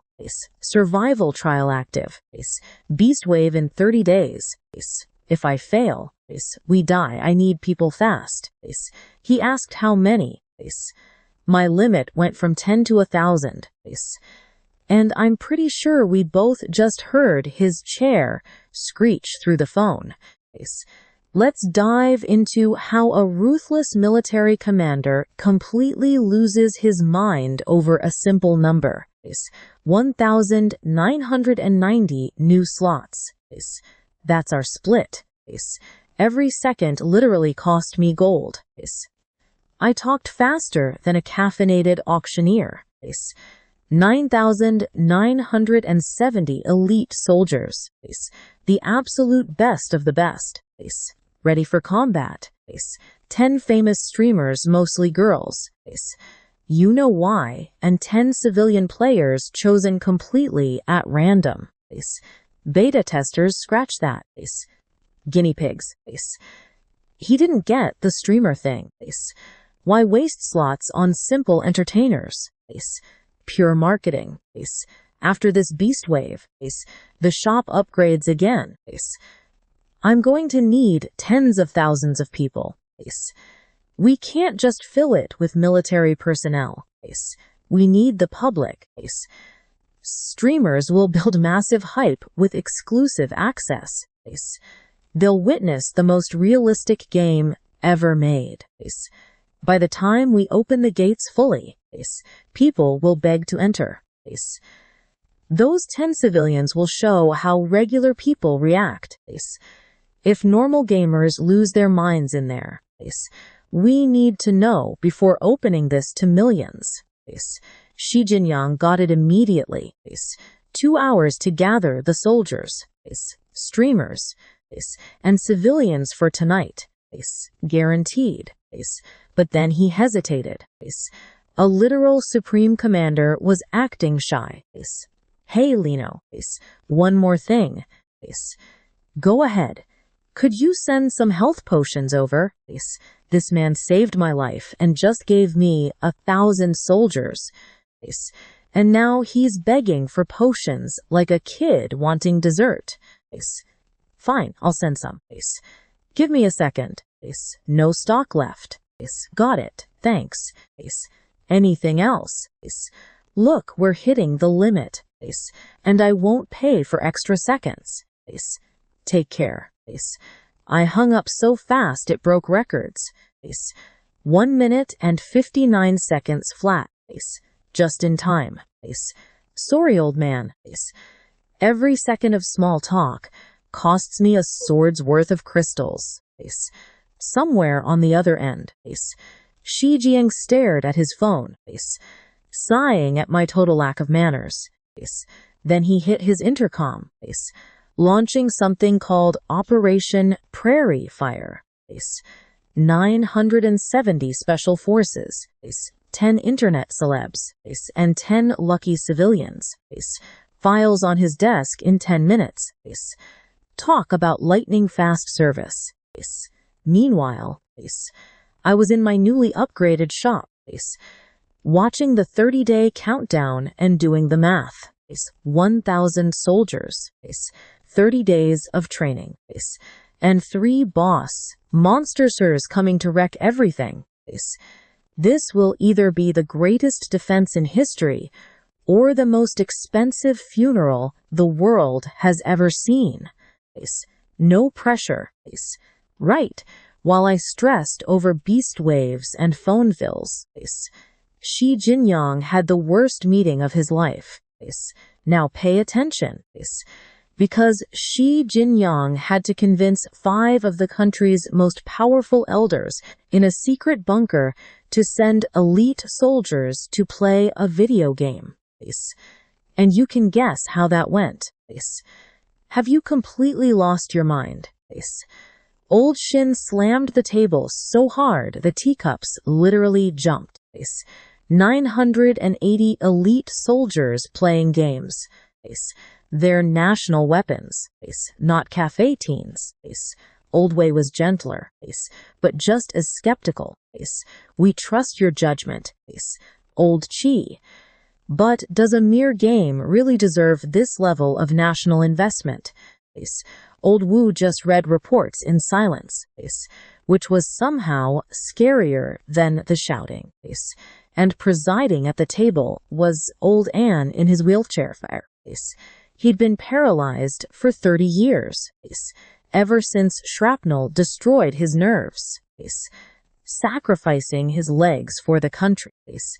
He didn't utter a single word, just watching Shi Jinyang with eyes that had seen it all. Shi Jinyang stood his ground. I'm not crazy. That world is real. And everything I do is for our country. The future. Old Shin pointed at his water glass. If what you're saying is true, I'll eat this glass. And that's where things get wild. I heard old Chi's request for potions and knew I had to send proof. Unmistakable proof. I took a health potion, slapped a note on it, and ordered a system delivery. It cost 500 crystals for a 5-crystal item. 100 to 1 shipping scam. My own system is robbing me blind. I poured my complaints right into that note. Old Chi, delivery is 500 crystals and the potion is only 5. 100 times markup. I'm bankrupt. Have a potion. I'll send more when I'm not bankrupt. Super professional of me. I know, but the timing was perfect. Right in the middle of Old Shin's rant. The air in the room distorted like ripples in water. A white light flashed, and a glowing red syringe materialized, floating right into Shi Jinyang's hand. Everyone fell silent instantly. Old Shin's insult died in his throat. Old Wei's glasses nearly slipped off his face. Even Old Wu finally looked up.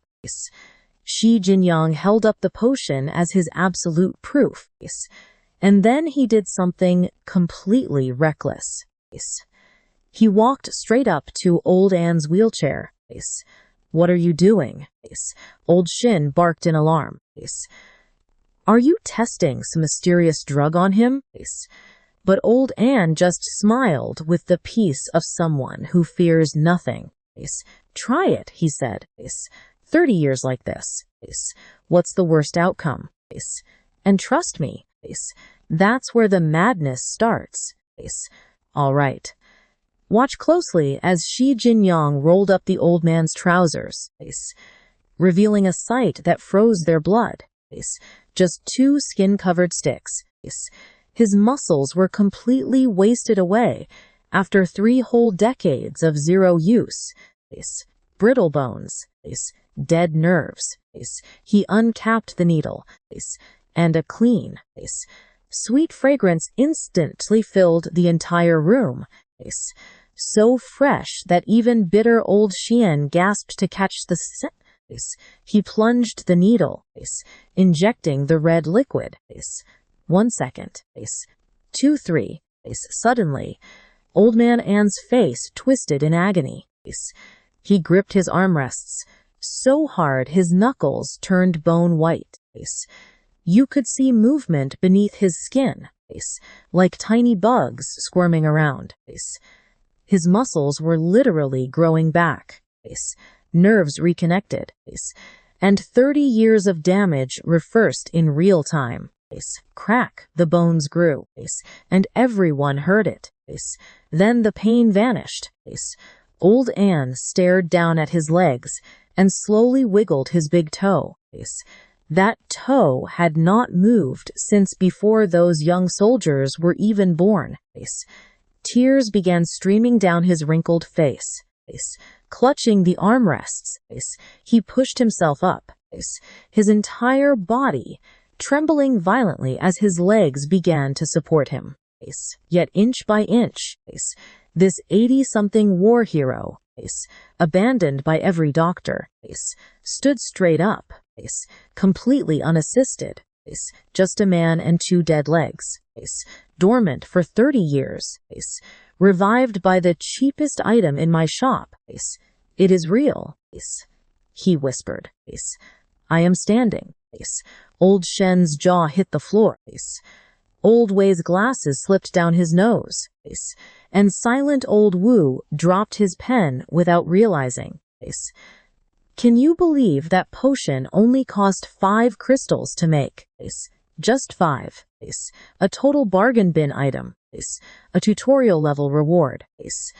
Something I used to mass produce on my crappy table with a 50% failure rate. And it just made a paralyzed man walk. 55 years into the future, in my dusty little shop, I was still brewing, completely unaware that my cheapest product had just won a massive political debate, convinced the most powerful council in the nation, and made a legend weep. I should really raise my prices. So, while I was brewing potions trying to avoid a panic attack over the looming apocalypse, things were happening on Chang's end that I would only learn about much later. Like that single potion I sent, the one that cost 500 crystals to deliver, but only 5 to make. Yep, sent with a passive-aggressive note complaining about being broke. I know what you are thinking, but Jin Yang walked right in to meet the 5 supreme rulers, the puppet masters pulling the strings from the shadows, terrifying old men who have watched empires rise and fall. They thought he was crazy, and bitter old Shen was screaming in fury. 980 elite soldiers just to play video games. Are you nuts? Polite old Wei said the same, but elegantly. Silent old Wu just stared, which was somehow way more terrifying. And then there was old Anne in his wheelchair, a hero whose legs were shredded by shrapnel 30 years ago. He had not stood up since before I was born. Jinyang tried to explain, but nobody bought it. Furious, old Shen pointed at his teacup and swore he would eat it if true. Right then, my potion appeared, materializing out of thin air inside their highly classified, ultra-secret underground bunker, floating inside a tiny bubble of white light, with my crumpled note still attached to it. Shipping cost 500 crystals. Potion is worth 5. I am broke. Here is 1. More coming when I stop being poor. Incredibly diplomatic of me. Every single person in that room was completely speechless. Something had breached the country's most secure room. Jin Young grabbed the potion and walked straight over to old Anne. Shen tried to stop him from testing some sketchy, unknown medicine, but old Anne just smiled and told him to proceed. I have been sitting for 30 years. What is the worst that can happen? I keep sitting. Jin Young rolled up his pants, exposing bones wrapped in skin dried by 30 years of atrophy.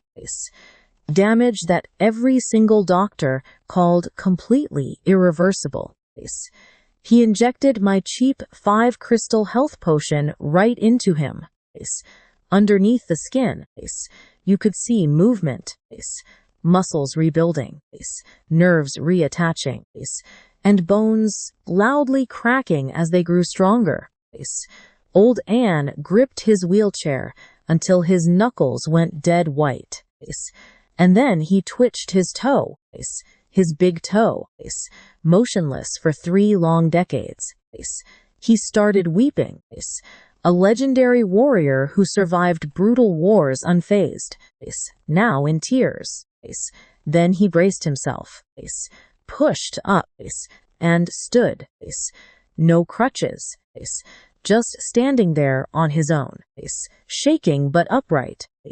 Old Shen just stared, looked down at his teacup, grabbed it, and took a massive bite. He literally bit the ceramic rim, broke a piece off, and chewed. A bet is a bet, he yelled, crunching porcelain like a madman. If Anne can walk, I would eat 10 pounds of worse. They rushed to stop him from swallowing the cup. And that is where we leave it. Guys, no one stopped him. Because a bet is a bet. All right, stick with me. Because after convincing the bosses, the best part finally arrived: the content creators. Shi Jinyoung's team recruited several gaming influencers, including this arrogant guy named Wong the Half-Immortal. He was a cocky streamer who just beat an impossible game in a single week, bragging about it live to his audience. No one can challenge me.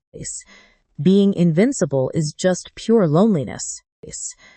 Then he got a message from the official account, with 120 million followers and a golden verification, offering him exclusive beta access to Wasteland Era. He almost deleted it, thinking it was spam, but his chat saved him, screaming it was real. He typed "I am in." He signed up faster than ever. 3 minutes later, a knock on the door. He opens it and nearly faints. 2 armed Special Forces agents holding a silver briefcase, your starter gear for Wasteland Era. Sign right here. 3 minutes from his reply to an armed delivery at his door. Amazon could never do that. He opened the case live. Inside was a sleek, futuristic silver helmet. He put it on and was instantly sucked straight into the loading screen. Suddenly, he woke up face down on the dusty counter of a ruined shop, smelling of rust, mold, and regret. Welcome to my shop, champ. Let us see if you still feel invincible when you meet your very first zombie. Now pay close attention. Because my first streamer client turned out to be exactly what I expected. Wong the half-immortal crashed face-first onto my counter like a sack of potatoes falling from the sky. He peeled himself off, looked around, and started touching everything.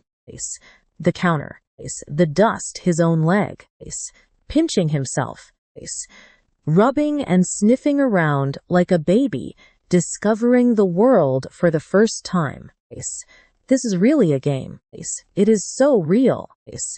Sure, buddy. He found the stream button, and suddenly his screen was broadcasting to hundreds of thousands of viewers. The chat exploded in seconds, and his viewer count shot straight through the roof.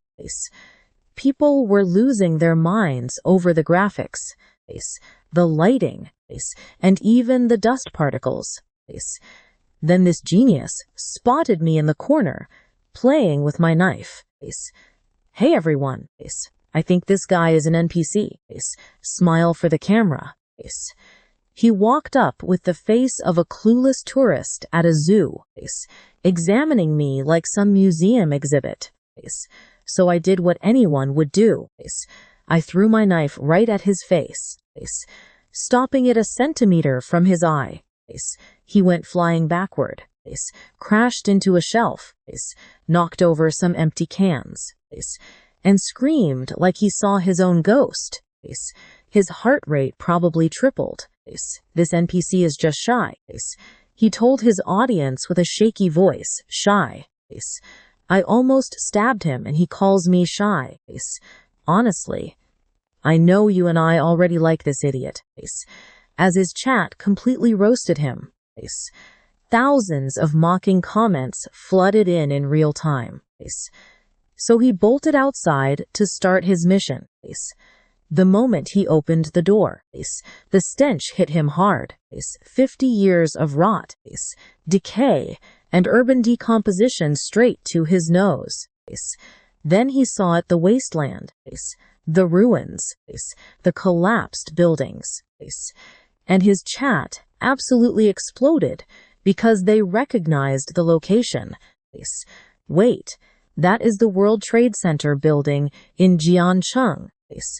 That is the downtown plastic surgery sign. I live nearby. The geography is 100% real. The map was a life-sized, exact replica of their city 55 years after monsters devoured everyone. Though they did not know it yet. They just thought some crazy company had recreated an entire metropolis in apocalyptic mode. Wong got cocky. This is my city. I have the home advantage. The zombies stand no chance. He searched the rubble for weapons. No swords. Nothing useful. Finally, he pulled a rusty metal rod from under some rocks. It was nearly 3 feet long, sharp on both sides, and covered in rust. He started swinging it like a martial arts master. Behold my golden staff. The monsters will tremble before me, while his chat was already begging him to calm down. Dude, the quest says high difficulty and recommends a party. The other creators are already forming teams. You are going solo with a rusty pipe. But Wong the half-immortal has no caution. He just wants to put on a show. Content. I watched him march into the wasteland with his rusty metal rod. No armor, no potions. And the confidence of someone who has never been hit by reality. From behind my counter, I started running a mental stopwatch. I gave him about 90 seconds before the screaming started. I watched everything from the shop window. The best entertainment I have had since landing in this hellhole. Wong, Mr. Invincible. rejected every single piece of advice his audience gave him. Teaming up, strategy, cooperation. Only the weak band together. Lions hunt alone.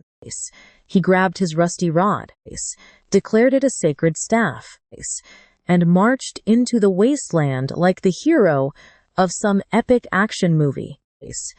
And while he ignored war, 500,000 viewers.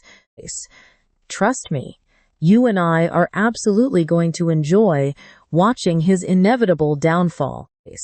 Get ready, because you and I are about to watch our main character face his first zombie, a nasty creep with a dangling eyeball. It was hunched over, eating something mysterious. Believe me, you really do not want to know what. Wang Banqian crept up slowly. But the second that living nightmare spun around, the guy completely froze in sheer terror. His chat instantly blew up with 10,000 terrified messages. But as a streamer, he had to keep his viewers entertained. He could not show panic on stream. So, like any proud coward, he let out a battle cry and charged forward, yelling for it to taste his golden staff. He pulled off an epic anime leap, swinging his metal bar with all his might. But he missed the head, hitting the shoulder instead. The brutal recoil almost ripped the metal pipe right out of his hands. The creature's bones felt like they were made of something biologically impossible to explain. Before he could recover, the zombie lunged, clawing at his chest. He blocked it, but the impact sent him flying backward, landing hard on a pile of sharp rocks. Real pain, real damage, and instant, absolute regret. The monster dove straight for his throat, reeking of rot like a dumpster that came to life just to kill him. Watch this, his chat is losing it, screaming at him to run before he dies to a basic tutorial mob. Who even designed this? He kicked the beast, but it was like hitting a brick wall, forcing him to crawl back in terror. Scrambling to his feet, he ran screaming for help. This was supposed to be a simple tutorial mob. All his cool vibes gone, his confidence evaporated. That whole lone hunter act was completely forgotten. The guy was sprinting wild through the ruins, screaming at the top of his lungs with the zombie hot on his heels. He ducked into a tight alley, tripped over an old tricycle, and tore his pants. His bleeding leg felt painfully real. He pushed even harder, realizing that if a tiny scratch hurt this bad, one single bite meant instant game over. The clumsy zombie crashed into the tricycle, tripped and face planted hard. Here is where we see his real gamer instincts kick in. Beneath all that trolling, the guy actually knows how to play. Stopping his retreat, he quickly assessed things. His lungs were burning and his legs felt like heavy lead. Running was a terrible plan without infinite stamina. He had no choice but to stand his ground and fight. Pressing his back against the wall, he gripped his metal pipe like a spear with sweaty, trembling hands. The zombie scrambled up and charged again. In this narrow alley, it rushed straight at him like a guided missile of rotting flesh. Wang Banqian screamed a savage insult directed straight at the creature's ancestors. Then he did the only thing that would work: no wild swings, just a single, precise thrust. He aimed straight for the eye socket. The soft tissue gave way, and the metal pipe slid right into its brain like a key in a lock. He twisted it, freezing the zombie instantly. Sharp claws stopped just 2 centimeters from his nose, literally 2 centimeters. He could see the dirt under its nails and smell its putrid breath. Then suddenly, the body went limp. It hung off the pipe like wet laundry. Dead. He stayed frozen in that pose for 30 seconds from pure terror. Then he collapsed, panting and covered in black blood. And remember, this was just a basic test enemy. 500,000 viewers watched that live as their favorite pro player almost got wrecked by the absolute weakest mob, saved by pure survival instinct. He lay there looking like a wreck. Honestly, could you ask for better marketing? I was tracking his stats from my shop, and let me tell you, he was doing my marketing work for free. But after taking down that zombie, something changed inside him. He went from crying about dying to calling it the best experience of his life in just 3 seconds. The emotional shift was wild. Shaking, he looked right at the camera and gave the most honest review ever. If this game stays online, I am playing it until the day I die. This is real gaming. Everything else is total trash compared to this. And 500,000 people saw him say it. Rocket icons flooded his screen, and massive cash donations started raining down. And there he was, standing in my desert covered in blood, promoting my shop for free, without costing me a single crystal. He tried waving his arms around to open an inventory menu, but got nothing. No magic pockets here, buddy. Welcome to the wasteland, my friend. You want your loot. You and I both know you have to carry it like a caveman. Grabbing it by the leg, he dragged it along, the wet flesh scraping loudly against the broken concrete. And trust me, that horrific smell almost made him throw up live on stream. Come along with me, Stu, this smell is so real. Who asked for this? I did. Well, I actually live here.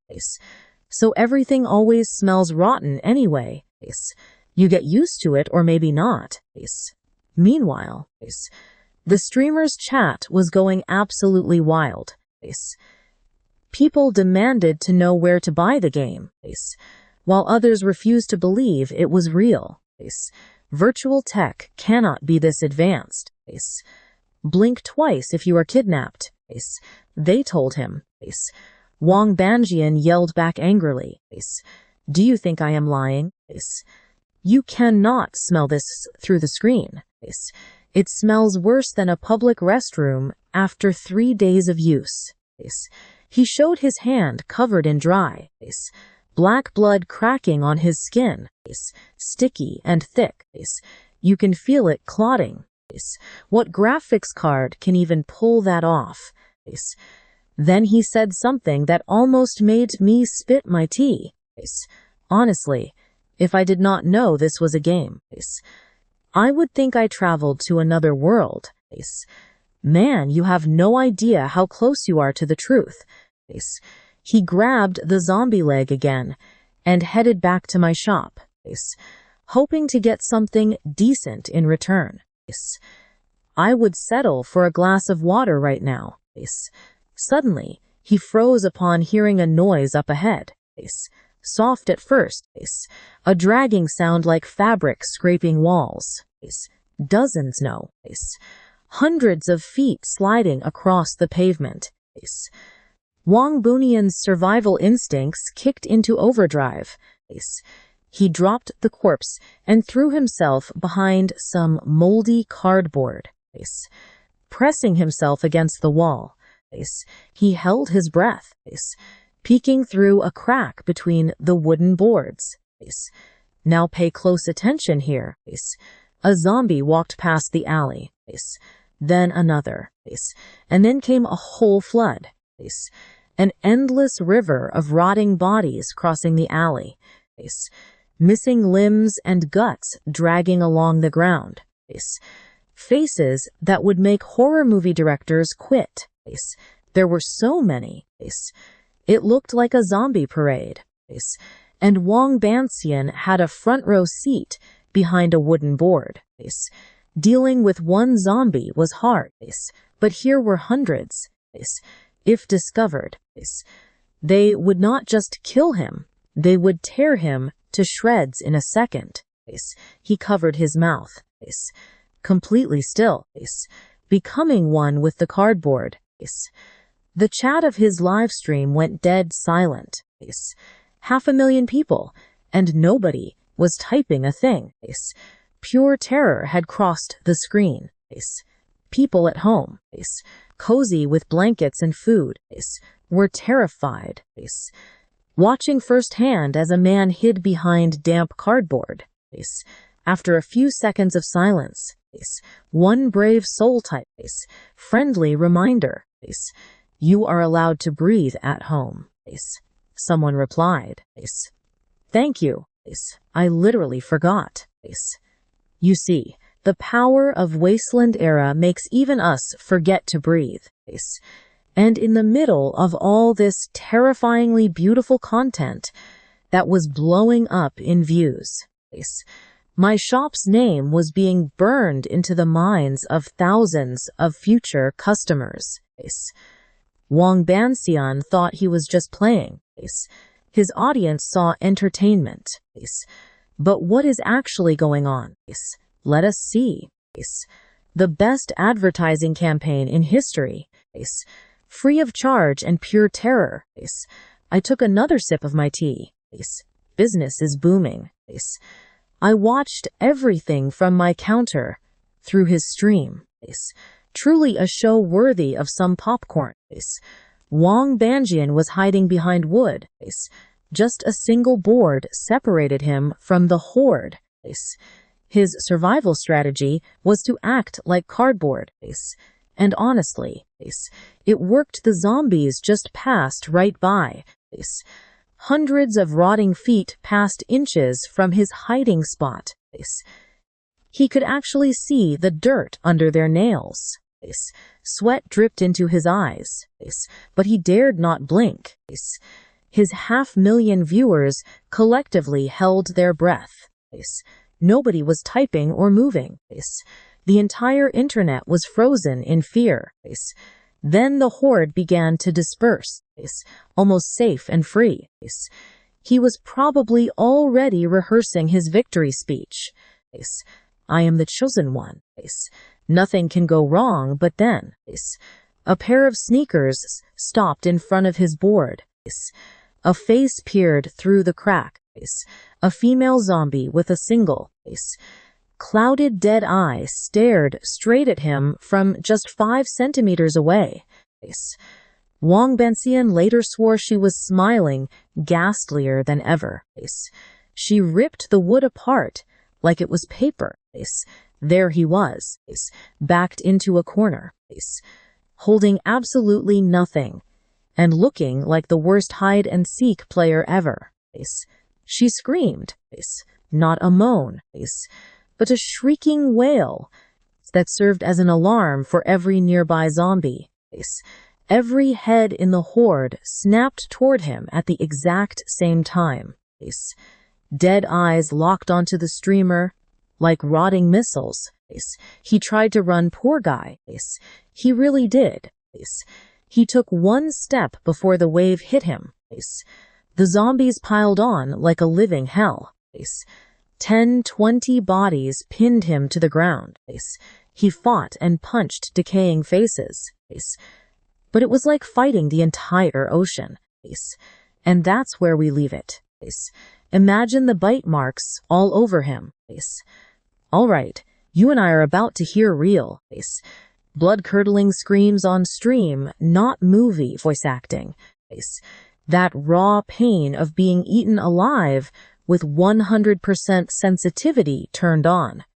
His screen died red, and then total darkness. You died disconnected. Back in the real world. This guy launched himself out of his gaming chair like a coiled spring. He ripped off his VR headset, threw it onto the desk, and just stood there, completely drenched in cold sweat, shaking uncontrollably and grabbing his neck to make sure his head was still attached. It took 5 minutes to catch his breath. Then he looked at his live stream. 500,000 people staring at an empty chair and a sweaty guy having an existential crisis. I'm alive, he gasped out. Too intense. This game is not for humans. Right then, his chat went absolutely wild. Half of them asked if he was okay, while the rest begged him to do it again. But then came the painful news. 1 free life per day. No respawn until 6 a.m. The chat exploded. Only 1 life. What an insane game. Wait, no buying extra lives. The developer hates money. But watch closely. This is where it gets interesting. Just like a shopkeeper watching business boom. The point is that Wang Banxian died horribly in front of 500,000 people. He was eaten alive by zombies, feeling every single second of pain, and his viewership actually doubled during his tragic demise. Nobody left. Instead, they shared the link to show everyone this creator getting eaten in the most realistic game ever made. He might have lost a life, but I just gained 1 million viewers. They all just witnessed the most intense, realistic gaming content in history, and tomorrow at 6 a.m., they'll be back for more. Wang Banxian thinks he completely failed his mission, but he didn't fail at all. He just launched the most successful marketing campaign in entertainment history, and he did it absolutely for free. I toasted my teacup to free marketing. Zombies and loudmouths. Business is booming, and I don't even need to check the numbers. The system showed me the external networks, and what I saw made me want to kiss that stupid glowing orb. Every streamer I picked ended up dead within the first hour. Old P lasted barely 2 minutes before a dog devoured him. Goo, cat got jumped by 3 zombies. He described feeling their nails digging into his flesh and almost gagged just writing it. Z Ran, who apparently practices real martial arts, tried to throw hands with a zombie, only to realize punching concrete bones hurts your hand way more than their face. Su Xiao got killed and had her skirt torn, which made her way angrier than actually dying. And then there's Wang Banxian, tactical logout. He called it. Sure, buddy. What a genius strategy to scream while 30 zombies eat you alive on stream. Now, you and I both know streamers are proud. So seeing them swap death stories like war veterans, pure comedy gold. And instead of being traumatized and quitting the game, they competed to see who could log back in first. The catch, 1 free daily life, no respawning until 6, unless you get origin crystals, which can only be acquired inside my game, straight from my store. Do you realize what is happening here? Just look at this crazy economy. Some smart player got crystals and auctioned them online. Going rate, 30 yuan, $300 real for a single crystal. and I sell health potions for 5 crystals. My cheapest product is worth 1,500 yuan in actual cold hard cash. My cheap 5 crystal potion is worth $1,500 on the outside, and it sold out instantly. The creators started a bidding war. Ziran offered 500 per crystal. Su Xiao, angrier about her torn clothes than dying, offered 600.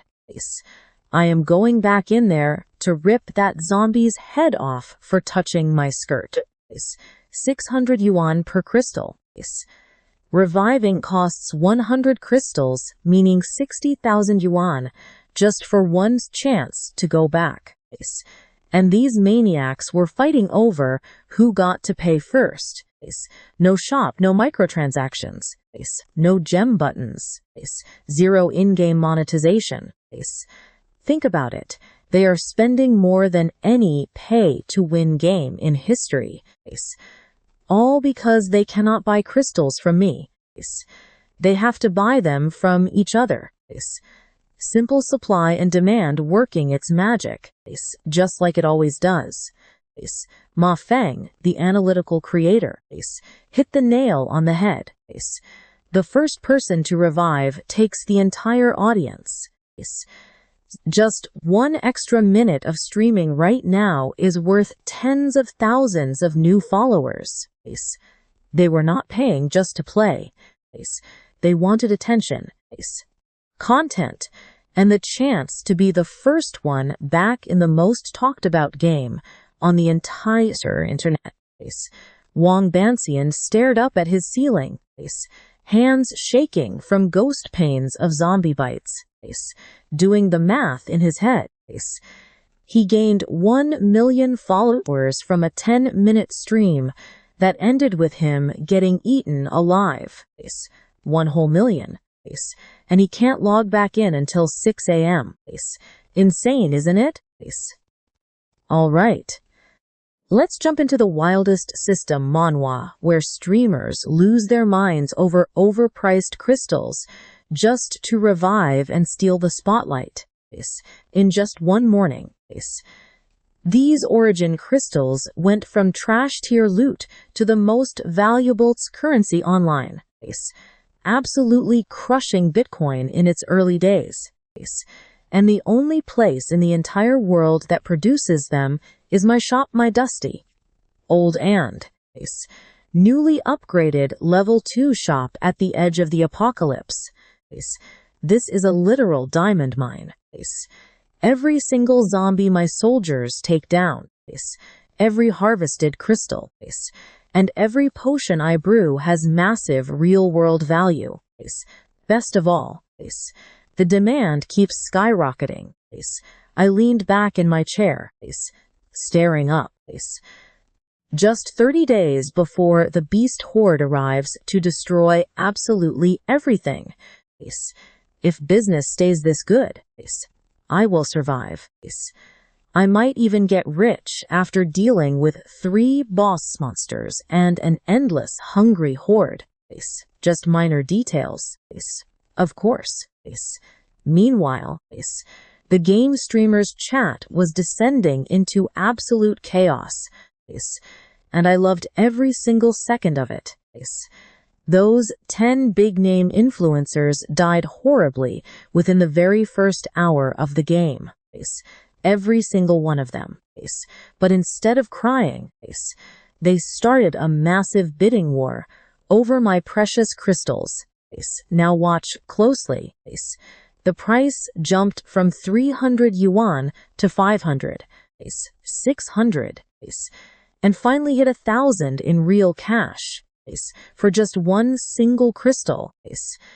Something my soldiers gathered in massive piles just by clearing out the most basic common zombies.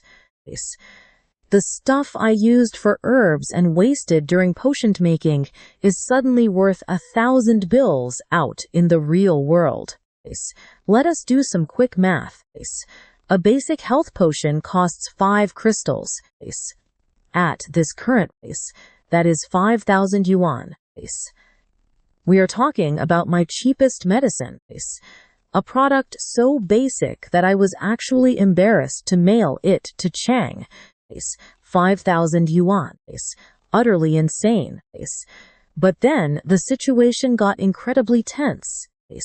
A streamer named Wild Fairy Tale, the luckiest guy alive, bragged about having 200 crystals just because he tripped over a glowing rock in the trash.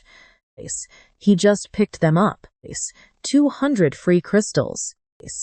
Everyone else is fighting zombies, fleeing and dying horribly, while this lucky bastard stumbles into wealth. Chat went wild and Old P started calling him daddy. Zeran promised spicy photos while Su Xiao used her sweetest voice. Everyone was getting absolutely desperate to buy those precious crystals. Mong, the smart one, advised him not to sell. The prices will keep rising because the game is just getting started. Everyone agreed, not to protect his money, but because if he did not sell, nobody could revive, keeping them all equally screwed. Beautiful group solidarity right there. If I cannot play, then nobody gets to play. Suddenly they noticed that both Old P and Wild Fairy Tale had gone completely quiet. Where did they go? Wang Banson sensed something was off. He clicked on Old P's stream. Title, First Revival in Wasteland Era. You and I should look closely at this trick. He secretly bought 100 crystals using a transfer system nobody even knew existed. Revived. And streamed to over 1 million viewers. Stealing the audience, while everyone else lay dead in their gaming pods. His annoying face popped on screen, grinning like he just robbed a bank. Surprise, Old P is back. Did you think I was finished? I never stay down. Wang Banshin's absolute fury could power a city. Where did you get those crystals? He typed using his VIP account. Old P read it and laughed. Oh, is that the half-immortal who is still waiting in line? Sorry, buddy. I bought 100 crystals from Wild Fairy Tale. Turns out this game actually allows trade transfers. Who would have thought? 100 crystals equal over 100,000 yuan. He spent a fortune just to revive early and hog the spotlight. And it worked. His viewer count was rising like crazy. Being the first to revive in the hottest game of the year. Every second he streamed. He was basically printing money and gaining tons of followers. But wait, check out this mysterious screenshot that was circulating. Right before Wang Banson died, they captured Dark Sweat at the end of the alley, carrying a massive firefighter axe. Just watching him get eaten alive. It was not a zombie or an NPC. It was actually my soldier patrolling. But they had no clue. They believed it was some secret boss lurking right in the starting zone. Let them suspect whatever they want. Mystery is great for business. As I brewed potions and watched my profits climb, I realized something incredible. I had not spent even a single crystal on advertising. Absolutely none. And yet, my game was already the most talked about thing on the entire internet. Streamers were blowing their life savings just to revive. And the viewers already numbered in the millions. All because 10 people died horribly on camera and could not stop talking about it. Fear sells, pain sells, and so does the promise of a comeback. In the end, You and I both know that is what sells the most. Absolute madness. And to think I only wanted to survive a glowing orb. Stick with me to see how Wong Banson spent all night staring at his screen like a starving man, watching someone eat a steak. Old P, that damn genius trader, bought 100 crystals in Wild Fairy Tale through a secret transfer system, revived, and was now the most famous streamer on the internet. His live stream audience exploded from 1 million to 2 and 3 million literally overnight. And what did he do with this massive opportunity? Fight zombies, explore the wasteland, or push his limits? Not at all. He just stayed in the safe zone talking non-stop, not even daring to take one step outside. His stream title promised he would go hunt zombies once they hit 5 million. But his body language showed he would rather die in safety than step outside. And millions of people watched him. Because seeing someone just standing my wasteland was way more interesting than any other online game. That atmosphere, the dust, the ruins, and those distant growls were enough to hook absolutely anyone. Wong Banson sat in his apartment all night, without sleeping, eating stale bread and drinking cold water. He watched his rival's follower count surge while his own channel stayed offline. Now pay close attention. At 5:59, he put on the helmet. Loading, connecting, reviving. He opened his eyes in front of my shop and immediately froze because the place was absolutely packed with people. Hundreds of people appearing in flashes of bright white light, one after another, crowding the safe zone like a massive concert. My 970 elite soldiers had arrived, and they weren't here to play around. No chit-chat, no admiring the hyper-realistic landscape. They spawned and formed squads instantly, moving out in tactical formation as if they had done it forever. And technically they had, because they're real military guys pretending to be players. Wong Banson tried to gather resources like a good streamer. Hey man, want to sell me origin crystals? I'll pay you well. The soldier literally looked down at him. The guy was a head taller, a walking brick wall of muscle, who only said 2 words not selling. Then he walked away, completely ignoring him.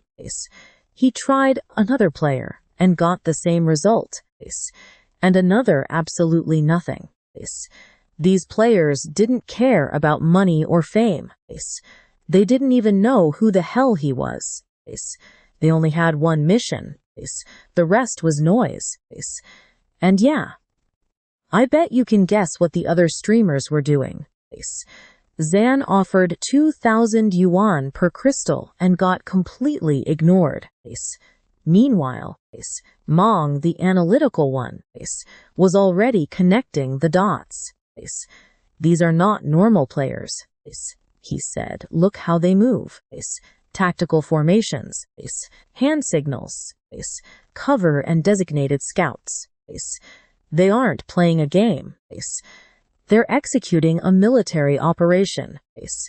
Plus, he had done some research during the night.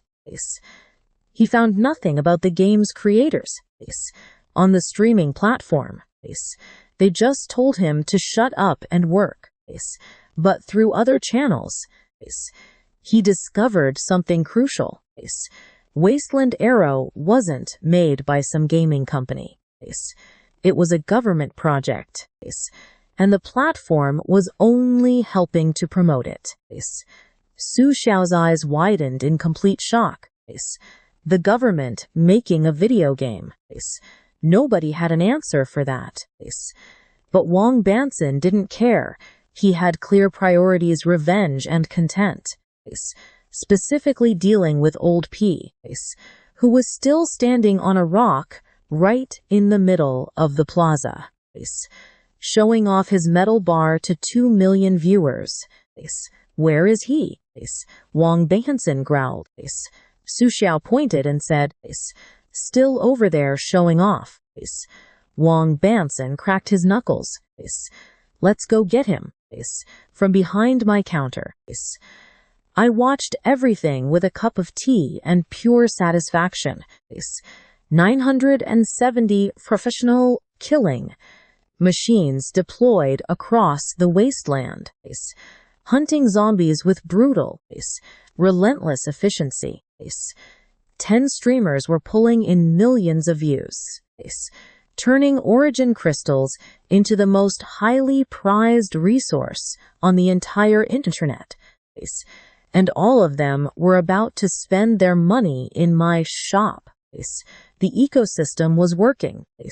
The soldiers earned crystals, spent them on gear, killed more monsters, and got even more crystals. The streamers generated massive hype, attracted new customers, and drove up the price of those crystals.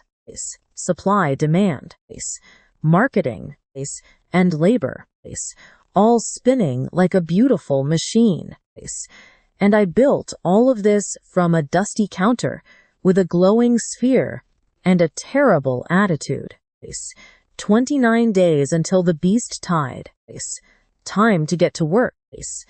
From my counter. I had the perfect view of all the drama unfold in the safe zone. Better than television.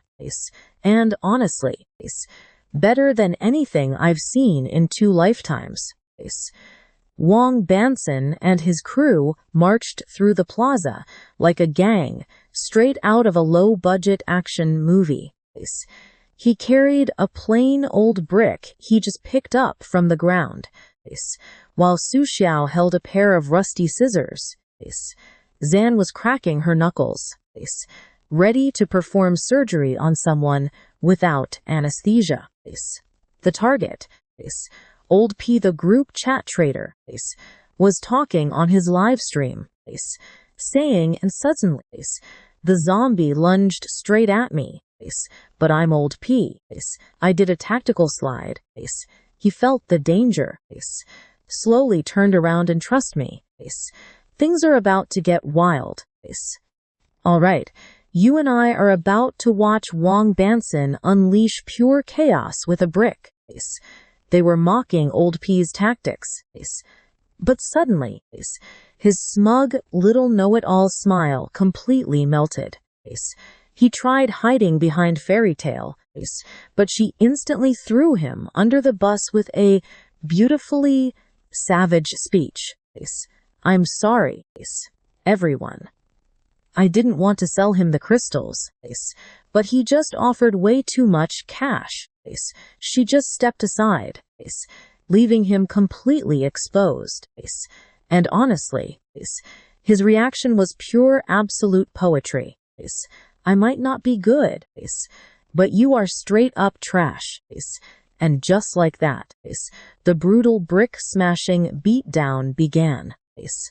Sweet little Su Xiao, with her adorable voice, was actually hitting him the hardest, cheerfully trash-talking the entire time.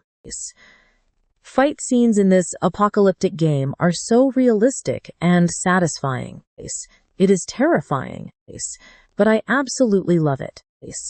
Millions of stream viewers were going wild, watching this exact same beatdown live from every single camera angle. The chat was moving so fast, completely filled with laughing spams, and people fully supporting this sheer madness. Once Old P was bruised black and blue, they finally stopped. He was curled up, shielding his head like a guy who gets beaten up on a daily basis. Honestly, a flawless defense. But right then, He played his final card to save himself. I have intel. Everyone froze in their tracks. Now watch closely. Because while everyone thought he was wasting time, he had actually bought secret information from me about a C rank mission. That means C difficulty, a rank rare rewards, and C tier mortality rate. Wong glared suspiciously, accusing him of lying. The shopkeeper sold it to me. I swear on my life. And well, he was right. I did sell it to him. Naturally.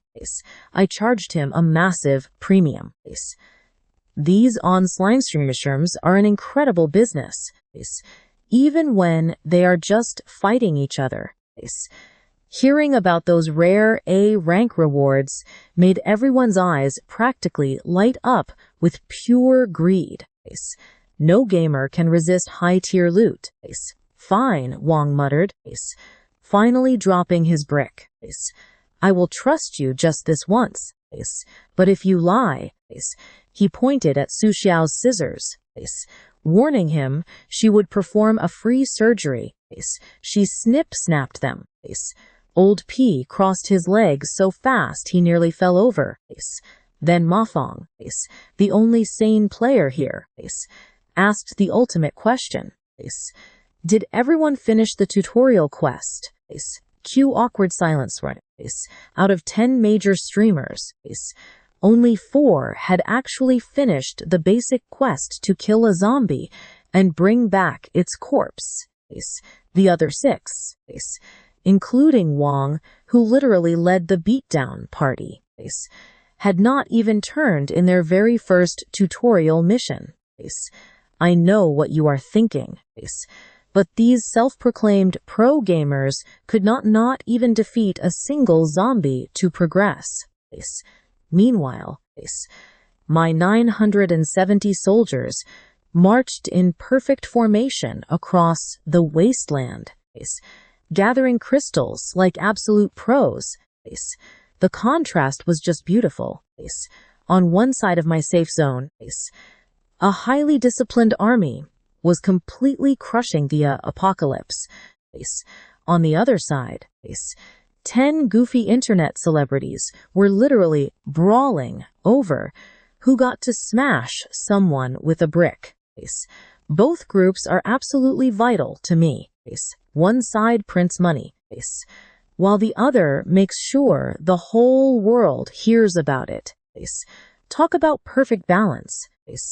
I sipped my tea while they finally tried doing something productive in this world. Well, sort of. Old P, despite being swollen from his beating, actually did something incredibly useful during the night. He and Cat killed a rogue zombie and hid the corpse away like squirrels hoarding nuts for the winter. All the 6 lazy streamers had to do was drag that corpse to my counter and instantly clear their tutorial. Talk about an easy team carry. I processed their delivery and unlocked the remote recycling system for them. I watched them march out acting like legendary heroes, even though they literally needed a free corpse to make any progress.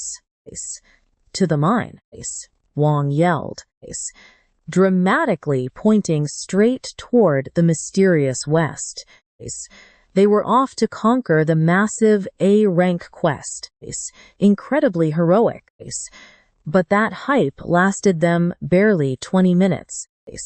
They just followed the cleared path my soldiers left behind, covered in fresh black blood and zombie corpses.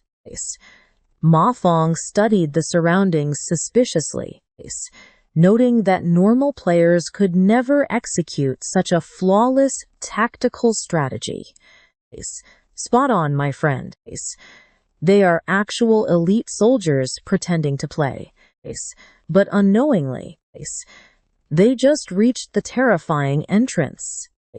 It was a massive, pitch-black pit with classic dungeon vibes. Yet, Beautiful blue crystals were glowing deep inside. Hundreds of them were sparkling like stars. Wang Banson walked right up and gently touched one of the flufferites. Highly rare and worth 3 crystals each. Best of all, there were literally 100 plastered all over the walls. And trust me, you and I are about to watch these 10 dangerous streamers turn into greedy miners.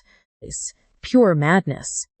Money, Wang screamed, his eyes bulging wide. Come along with me for this one. Everyone opened their shop menu to buy a pickaxe. At 1 crystal each. I sold 10 in a second. Beautiful. Clang, clang, clang. 10 pickaxes swinging together. Sparks flying everywhere. They completely forgot about their A- rank quest. No combat prep. No dignity at all. Wang Banxian was mining so fast his arms became a blur. 3 crystals. 3 crystals. 3 crystals. He chanted it with every swing like a crazy monk while Wild Fairytale calculated profits live. Yesterday, I sold crystals at 2,500 yuan each. 1 rock equals 3 crystals. So that is 7,500 per rock. I hate wasting time mining, but this pays way too much. I cannot stop. The chat exploded. 2,500 per crystal. 1 rock is worth more than my monthly salary. I work a whole month and value less than a shiny stone. Even Mafong, that cold, analytical guy, was mining with absolute focus, striking the weak spots to maximize his efficiency like a human excavating machine. The man who analyzed military tactics 5 minutes ago was now optimizing his pickaxe angles. Viewers were going absolutely insane. Now pay attention here. We came for battles. But it is just 10 famous streamers mining rocks for cash. I did not subscribe for this. What about the A- rank challenge? This is just pure mining now. Nobody cared. And no one read the chat. Drunk on crystal fever. Every single swing meant 7,500 yuan. Each rock paid their monthly rent. Their brains totally short-circuited. I just smiled. Since those pickaxes cost me almost nothing, they mined crystals, came back to spend them in my shop, then went for more. The cycle was perfect. But there is something about mining dark caves during an apocalypse that these idiots completely forgot. Caves are dangerous. While they laughed and counted imaginary money, no one noticed the noises coming from the depths. Faint scratching like nails on stone, like hundreds of tiny legs scurrying rapidly across the rocks. As it drew closer, Mafong heard it first. His pickaxe stopped mid-swing. Silence, nothing else. You and I know how this goes. If the calm guy tells you to shut up in that tone, you listen. Blue lights were flickering above. It was not the steady glow of minerals. They were moving, pulsing together, a shifting, living darkness crawling around. Then the ceiling collapsed, but those were not rocks. They were bugs. A cascade of armored black insects, the size of bottle caps, poured from above like living rain. Hundreds of them versus 10 creators with 10 pickaxes. No weapons or armor. Trapped in a dark cave because they wanted shiny stones. Greed is an amazing marketing tool, but a terrible strategy for survival. I poured myself another cup of tea. This was about to get good. My creators found the shiny rock mine, did the math, and their brains completely shut down. 10 professional gaming influencers abandoned all combat objectives at the exact same time just to start mining. Pickaxes swinging, sparks flying, and everyone completely obsessed with money. Wang Banxian kept chanting 3 crystals with every swing like a cultist, while Wild Fairy Tale calculated profits live. 1 rock equals 7,500 yuan, more than an average monthly salary. Their audiences were screaming in desperation. We came to see zombie battles. Now this is just mining. I did not subscribe for this. Nobody read anything. The crystal fever consumed them. Even Mafang, the intellectual, wielded his pickaxe with the strength of some possessed, and I was thrilled. Those pickaxes cost me only 1 crystal each. They mined rocks, turned them into crystals, and then spent everything at my shop. The circle of commerce is beautiful. Then, the cave reminded them why it is called the Mine of Death and not free money. Armored black beetles rained from the ceiling like a horror movie showerhead. Hundreds of them. Thousands of them. Wang Banxian crushed one with all his strength. Sparks flew off its shell as if he struck a steel plate. The bug did not even break. It just got angry and bit his leg, tearing flesh. His scream would have shattered glass within seconds. Everyone was screaming. Susha stamped her feet and shrieked. Those damn insects had spiky legs. Old P collapsed and rolled on the ground, howling from the places where they bit him. I do not want details. 10 creators, 10 pickaxes, no real weapons or armor, standing in the middle of a bug tsunami because they entered a dark cave, chasing shiny rocks. They lasted about 30 seconds. All 10 screens went dark at once, displaying the "You died" message 10 times over. The group chat exploded. Wang Banxian sent a 50-second voice message packed with pure insults. Trust me, it was a monumentally offensive rant. Impressive even by internet standards. All right. You and I are about to dive into the absolute nightmare of rank C difficulty. Getting revived only to insta-die. And we are analyzing it like real professionals. Zan calculated that these creepy bugs had 5 times more defense than a normal zombie. Ordinary iron weapons did not even scratch them. Night Voice pointed out that not even 100 geared up players could clear that cave right now. Susha quietly whispered the one question that nobody wanted to hear. What if we are just too weak? Even rank C difficulty is impossible right now. It is brutal, realistic, and incredibly painful.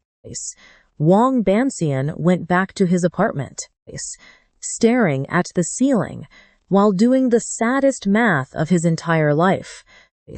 2 days of playing, 1 completed quest, 2 deaths, 0 origin crystals, and another 20-hour wait to revive for free. But there was something he did not know. While he was mourning his digital life, his viewer count was skyrocketing. People were constantly sharing clips of that brutal bug attack. Watching 10 content creators get eaten alive by bugs in the most realistic game ever went way more viral than any victory could. The comments were absolutely flooding in. Why am I not in this beta? Where do I sign up? I could play better with my feet. That last comment was exactly what I wanted. That kind of reaction turns viewers into future customers. I can do it better. 4 words that make millions. Now watch closely. Because, while they struggled, I was busy making moves of my own. I had finally maxed out my alchemy skill. Every single basic health potion was now being crafted with absolute success. But to unlock the genetic enhancement potion, which was the real goldmine, I desperately needed a laboratory. To get that laboratory, I needed a potion factory. And for the factory, I had to reach peak mastery. This system designs progression trees, like a sadist building an obstacle course. Every single step forces you to complete the previous one first. It is just like when employers ask for experience. But you actually need the job to get that experience. But I pushed past every obstacle. System, build the potion factory. Cost 10,000 income points. Proceed 10,000 crystals. They vanished in the blink of an eye. But this meant mass production and unlocking the cellular genetics lab. 1,000 soldiers buying daily supplies. 10 creators giving me free promotion. And millions of viewers begging for a chance to play. And now, a factory for the products everyone will soon need. 28 days left before the beast tide hits. The machine is running. Tell me this is not absolutely insane. The entire factory just spawned right behind my shop like a simulation game. No construction workers, no giant cranes, and no 6-month delays. Reality shaped itself. Boom. Industrial pharmaceutical plant active. 1,000 potions per hour. 1,000 every single hour. I used to spend all night crafting 100 potions and failing half of them. Now a machine does it while I drink tea. That is what real progress looks like. Let us pause here, because we both know factories need raw materials to actually run. And the core ingredient for everything, from healing to genetic upgrades, is monster blood. Specifically, cheap blood from common monsters. The kind that spills all over the ground when my soldiers kill things, and nobody collects it. Pure waste. A beautiful, highly profitable waste sitting in puddles. Just waiting for someone to scoop it up. I could easily buy blood from the system shop. But that costs precious income points. And income is sacred. Income upgrades my shop, builds my factories, and ultimately keeps me alive. Spending income on materials when I have 1,000 free workers outside is like paying for tap water at a restaurant. So I did exactly what any good capitalist would do. I created a limited-time global event for gathering monster blood. Sell blood for origin crystals.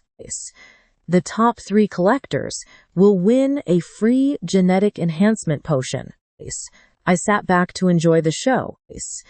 The announcement hit everyone at the exact same moment. 1,000 screens lit up with glowing gold exclamation marks. My main soldier squad saw it from a ruined building. Qinfeng dropped his binoculars. Zhao Jian stopped polishing his knife. They all swarmed around the notification like kids crowding an ice cream truck. Genetic enhancement potion. They whispered, as if speaking to God himself.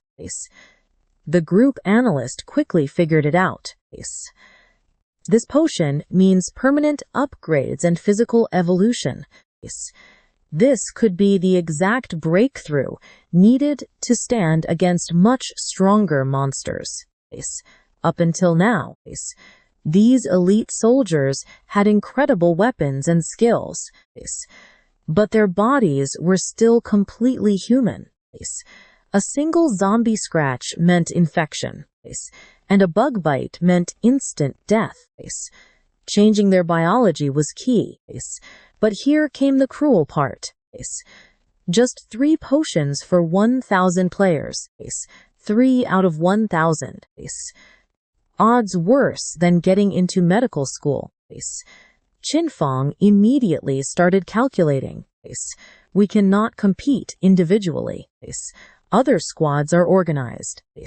We have to pool all our resources. All 10 of us will pool our blood into one single account. For who? Everyone asked. Shijian. Now let us see what happens next. Come along with me, our combat expert seriously needed that upgrade. And his face went through 1,000 emotions in 2 seconds. Then he lunged at Qinfeng, lifting him high in the air and hugging him like a toddler, clutching his favorite plushie. Captain, I love you. But put me down and do not celebrate yet, Qinfeng said, looking cautiously out the window. In the distance, the wasteland was already rumbles with battle sounds.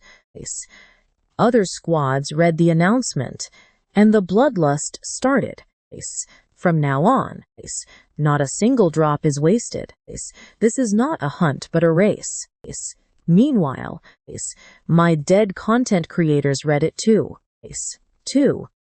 From the afterlife, sitting in their rooms staring at dark screens, learning about an event they cannot join because they are dead.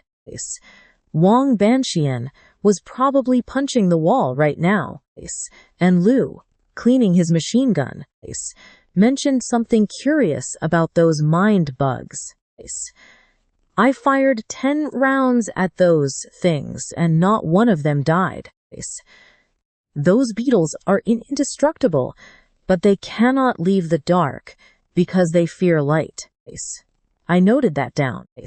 Highly interesting. As for the event, absolute genius on my part. I needed blood, and they wanted crystals along with gene potions. I showed them the bait, and now 1,000 trained assassins were going to squeeze every monster in a 5-meter radius. I get free materials. They get motivation. My factory gets fed. And the potions are finally produced. Everyone wins except the monsters, having a terrible day. While assembling my factory, I watched the blood collection metrics shoot up endlessly. Now, pay attention here. The Shenfang squad decided to buy my cheapest F-rank report. And before you ask, yes, F-rank is the easiest level of them all. That is why it costs more. You can actually survive there. Those intimidating high-rank missions are cheap because you are paying for your own funeral. Those content creators had to learn that lesson the hard way in the A-rank bug cave. But Lu and Zhao Jian complained anyway. F seriously, Captain. When we have epic weapons now, we should hunt elites. But Qinfeng ignored them like a smart man who wants to stay alive. Walking 30 minutes into a dead desert. Dry trees sprouting from the sand. Dunes like skeleton fingers. A deathly silence with not a single living being in sight. Zhao Jian relaxed, saying F-rank is boring.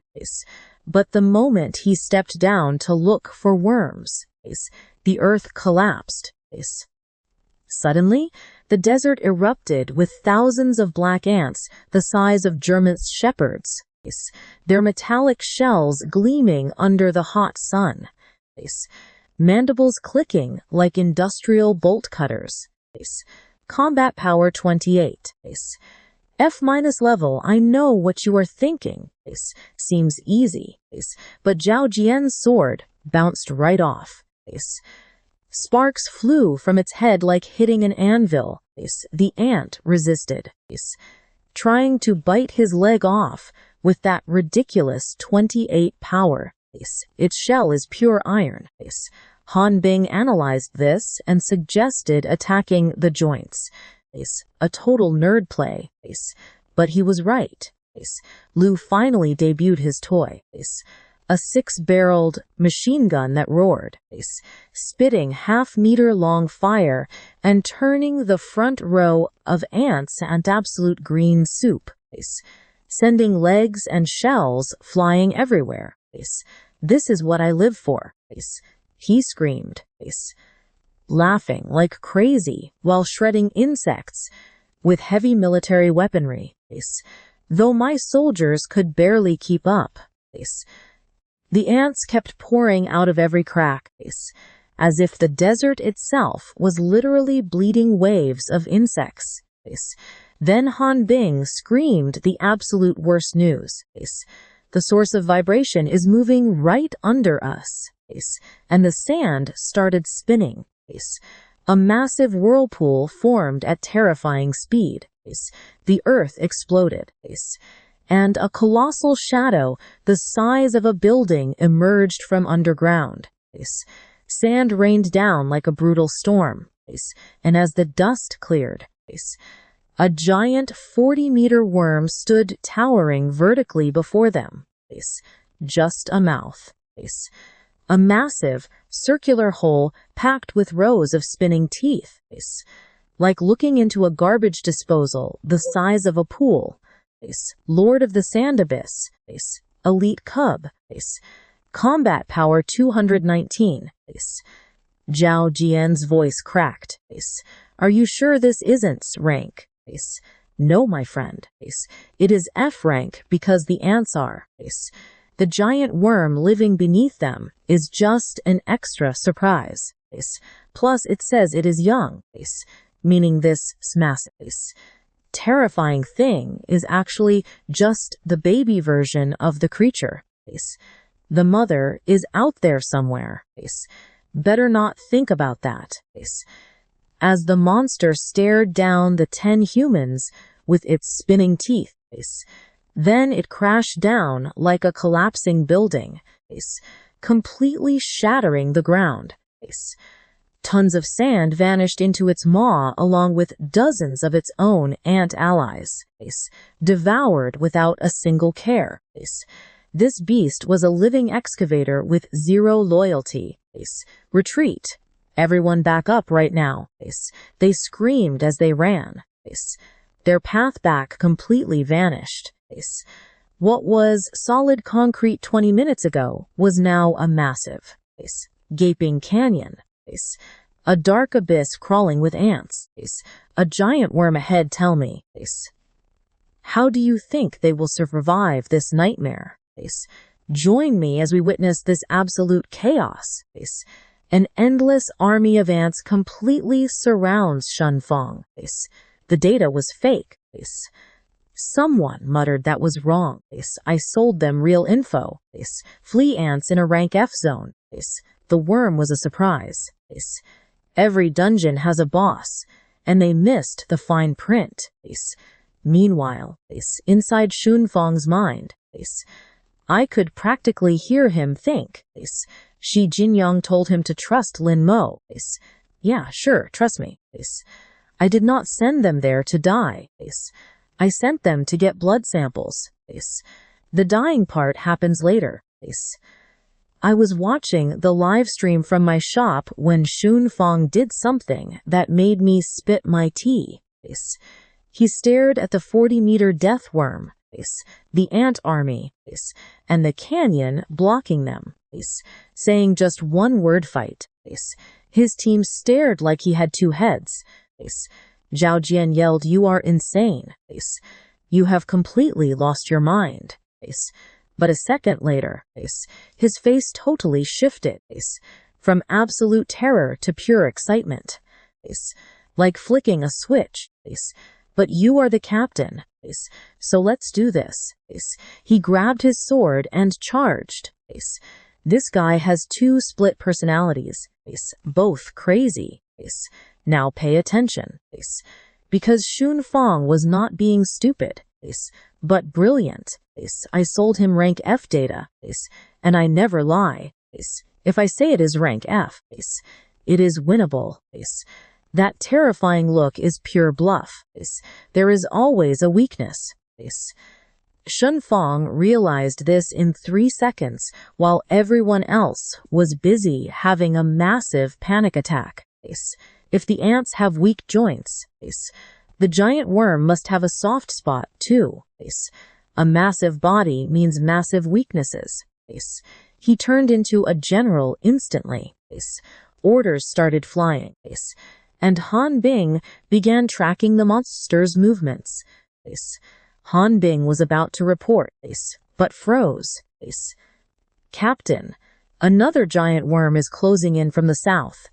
2 giant death worms, because one just was not enough. Clearly this desert has a seriously twisted sense of humor. Shoots did not even flinch. He kept barking orders. Xiao Yinfang, you are the fastest. Run north and bait the first one. Zag, force it to crash headfirst. Xiao Yinfang ran like a human missile, screaming insults at the 40-meter monster. Come on, you ugly tube. Over here.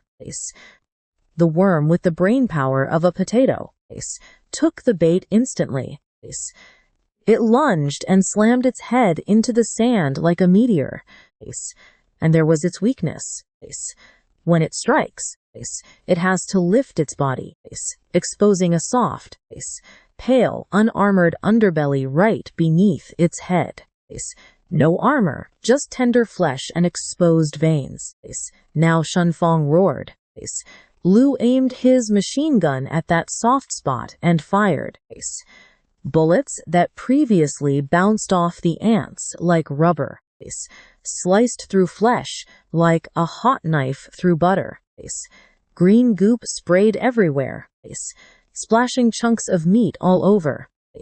The worm shrieked, sending a deep vibration from underground that made the very sand shake violently, thrashing wildly and accidentally crushing hundreds of its own ants before burrowing back underground, leaving a trail of green blood behind. It was fatally wounded. Someone cheered for a split second. Then boom! A second worm erupted south, larger and angrier. I know what you are thinking, but Zhao Jian just smiled. I bet they did not see this coming. His sword glowed blue, buzzing at a frequency that vibrated the air. He charged straight at the second monster, while Lu cleared the ants with a heavy rain of bullets. Zhao Jian sprinted along the monster's body, scraping his sword against the shell, sparking the most horrific metallic screech in the world, like fingernails on a chalkboard multiplied by 1,000. The worm noticed and opened its massive circular maw. The sheer vacuum pressure almost ripped him off the ground. And Shoujian, this absolute lunatic, stared right into those spinning rings of teeth, a house-sized biological garbage disposal, and jumped straight in on purpose. If I cannot break the outside, I will destroy the inside. His voice vanished down the worm's gullet. I slowly set my teacup down with extreme care. This guy willingly jumped into a worm's mouth with a glowing sword while I watched live. And I thought I was the craziest person in this entire apocalypse. I was wrong. Zhao Jian exists.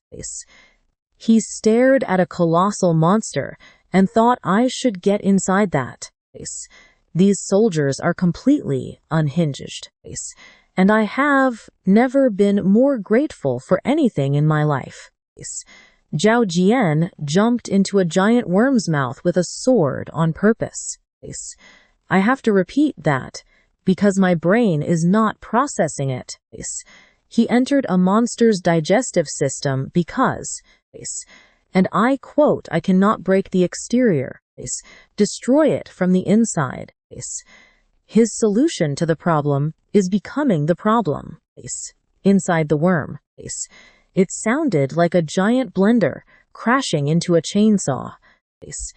Trust me, that was the most horrific sound we have ever heard. Stick with me to see how this giant worm writhes like a fish out of water and collapses. 40 meters of armored danger crashing like a felled tree, crushing hundreds of its own ants. Then Zhao Jin crawled right out of its mouth, covered head to toe in slimy, smoking yellowish-green acid saliva, literally smoking. That nasty fluid was dissolving both his clothes and his skin on contact. His left arm was completely bent backward, totally shattered, but that crazy psycho was somehow still alive. Xinfang rushed over and injected him with 2 health potions. The bone snapped back, and his skin regenerated. The guy who literally just performed surgery sighed. The monster's stomach was standing back up in under a minute, with both boss worms out, one dead. One fleeing the ant army lost its mental connection. Millions of ants were suddenly left without commands, doing exactly what any confused, angry insect would do, eating each other. Crisis over. It is a free buffet, and time to gather blood. Back to work. Xinfang ordered, rallying everyone. Zhao Jin started recycling what he saw. The dead boss worm was worth 519 crystals. Next, the ants, thousands of mangled, half-eaten corpses scattered across the entire desert. Their blood counter went completely crazy. 200,000, 300,000, total 420,746.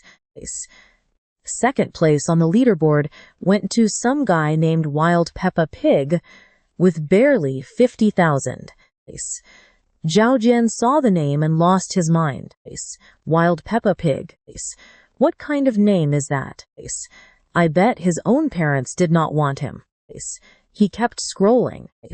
Third place. Little Puppy Xiao. Seriously, tell me, what on earth is wrong with people? Xinfang mentioned a name change costs 100 crystals. 800 for a name. That is equal to 20 health potions. I would rather be called Zhao Jian forever than spend money on vanity. This man jumps into a worm's mouth, but draws the line at cosmetics. Priorities. Now, pay attention here. Because they suddenly found something absolutely incredible growing at the bottom of the worm's crater. A single, deep reddish-purple plant with a scale like leaves, topped by a fruit as black as the night. It glowed faintly, giving off an absolutely intoxicating scent. Xinfang read the description and held his breath. Lunar ghost fruit. It absorbs underground dark energy and biological essence. Eating it vastly boosts mental power, with a high chance of awakening special sensory abilities. Recycle value, 150,000 origin crystals. The boss sandworm that almost killed all 10 of them only gave 519. This single fruit was worth about 289 worms. Xiao Yunfang counted the zeros in shock. 10,000. 100,000. Am I hallucinating? Liu scratched his head, thinking, mental power. Will it make me smarter? Han Bang clarified it meant enhanced reflexes, sensory perception, and maybe even supernatural abilities. Liu realized he wouldn't get smarter. The debate started instantly. Do we sell it? It is 150,000 crystals. Enough to fund the team for weeks and forget resurrection costs. Or they eat it. You can earn crystals and buy gear. But a fruit that grants actual superpowers is a once-in-a-lifetime chance. Qinfang decided against selling. Crystals can be farmed. We'd make the same smart call, right? From my shopkeeper perspective, I was a bit disappointed. 150,000 crystals passing through my store would have been beautiful. But honestly, if that fruit makes one of my workers strong enough to survive the massive beast tide in 28 days, it is worth more than any amount of crystals. Besides, they will spend plenty of money very soon. They always do. The team handed the ghost fruit over to Qinfang without any arguments or jealousy. Zhao Jian, the guy who crawled inside the worm to kill it, said, Captain, you eat it. Everyone nodded. These soldiers trust each other so much, it actually moves me. And I do not get moved. I am just a shopkeeper. I sell to people and silently judge them. Qinfang bit into the fruit, black, cold as ice, and tasting like sweet blood. Then his brain exploded, not literally, but he grabbed his head, almost fell to his knees, and screamed at them to back away. The pain faded, and something shifted. A black claw tattoo appeared on his neck, glowing softly, as if the universe itself had marked him with an upgrade seal. Opening his eyes, Qinfang could perceive everything within 100 meters. Every single speck of dust floating in the air. Every blade of dry grass behind the dunes. A scorpion digging 2 meters underground. Everything mapped in his mind like 3-dimensional sonar. But that was not even the best part. He looked at a piece of ant shell on the ground, and it floated. No hands contact, just his mind lifting that armor.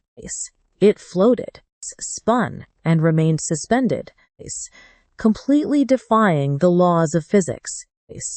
While 10 elite soldiers stood there speechless, Liu dropped his cigarette. You and I just witnessed something totally unbelievable. Is that telekinesis? Are you Magneto or something? Qinfang did not answer. Too busy testing. He stared at an ant body 50 meters away. Come along with me and watch how this guy used his mind to launch a shard at an armored monster. Swoosh, that shard turned into a black flash, completely piercing the ant's skull and lodging itself deep inside the solid rock. An ant that previously required just to get a tiny scratch. It died in one hit from its ally's shattered face, thrown with telekinesis, making Zhou Jian grip his sword tightly. That penetration easily beats a sniper rifle. With something smaller, it would be the ultimate assassination technique. Qinfang collapsed exhausted against a rock, those few seconds of psychic power draining him like 3 sleepless nights. high power, high cost, just like everything good in life, but it is absolutely worth it. My best worker just turned into a psychic super soldier, and in 27 days, when the bosses strike, I will need every advantage. A telekinetic squad leader is exactly what the doctor ordered. Now pay close attention to the real world, where they were choosing the 10 civilian testers. One was a laborer named Wang Damon, a tough guy with cement dust in his wrinkles, trapped in a dorm during a storm, clinging to a phone with a cracked screen, smoking cheap cigarettes, his construction site completely flooded, an entire week without work, which meant no pay, and with absolutely no money. There was no food for his family, wife, kids, medical bills for his parents, and debts stacking up like bricks. Suddenly, his phone finally buzzes to life. An official message from the platform. Congratulations. You have been chosen as one of the 10 testers for the Age of Desolation. He did not play games or know what virtual reality was. But he saw people on the news selling origin crystals for thousands of yuan, who earned more in a single day than he could ever make in an entire month. He stared at that shattered screen in the dim light of his bunk. Maybe, just maybe, this was his ultimate chance. And from my perspective, 55 years in the future, this was exactly the kind of person I wanted to find. No gamers, no streamers, just a regular human with nothing to lose and everything to gain. Streamers bring me an audience. Soldiers grant me power. But civilians provide raw data. How does an ordinary person react to my dangerous world? Can they survive? Will they adapt? Will they become my future customers? Because if the Age of Desolation is going to reach millions, it cannot just be for elite soldiers and famous influencers. It must work for guys like Wang Daming, with families waiting. Let's see together what he is truly made of. My 10 civilian test subjects finally arrived, and they looked absolutely nothing like what I had expected. No gamers, no streamers, no soldiers, just 10 laborers with empty pockets and dried cement under their fingernails. Their leader was Wang Damong, a broad-chested man with a booming voice that sounded like it could shatter concrete. He got the invite on his broken screen while completely broke, sheltering under a tin roof during the storm, out of work that week with a family relying on every cent. The speech he gave his friends was incredibly emotional. Hey, I found something. It is a game, but I am already 40. Games do not feed us. This one does. The Age of Desolation. Total silence fell. They all knew about those valuable crystals. Players making fortunes. Are you sure about this? Boss, no, but it is raining. We are broke. And there is nothing to lose. If it is fake, we quit. If it is real. And he popped open a beer with one hand, with foam dripping. He took a long gulp and wiped his mouth. We will change our lives forever. I am in, me too. Count me in. Then the tactical team arrived with 10 gaming helmets. In the pouring rain, these dirt-covered, tough laborers watched armed soldiers place futuristic helmets on their bunks and thought, this looks legitimate. They logged in and immediately spawned into a massive sandstorm. Because of course that had to happen. The only day with terrible weather is when the civilians arrive. Sand whipping their faces, mouths filled with dirt, and burning eyes. One was nauseous on the ground from the teleportation. Is this really just a game? Why does it feel like my face is being violently sandpapered? They pushed forward blindly, holding onto each other, until Wang Daming spotted my shop through the thick fog. Run to that building, he yelled, swallowing tons of sand, before kicking my door wide open. Thanks for that, buddy. All 10 of them tumbled inside like a pile of dirty laundry, while I calmly wiped down a can behind the counter. I stared at them, completely covered in sand on my floor. Welcome to the age of desolation. No tutorials. No shortcuts. Sign here. Will they survive? You and I will find out soon. All right, you and I are about to witness some absolute madness. Wang Damong didn't even read the screen. Just slammed his palm down. And everyone followed. These guys would have signed a contract with the devil himself if there was cash on the table. And honestly, they almost did. Then I looked outside, saw the brutal sandstorm, and gave them my most honest advice. Visibility out there is less than 5 meters.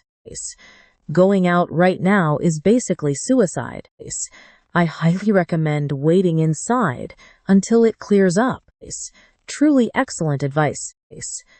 A logical piece of advice anyone would follow.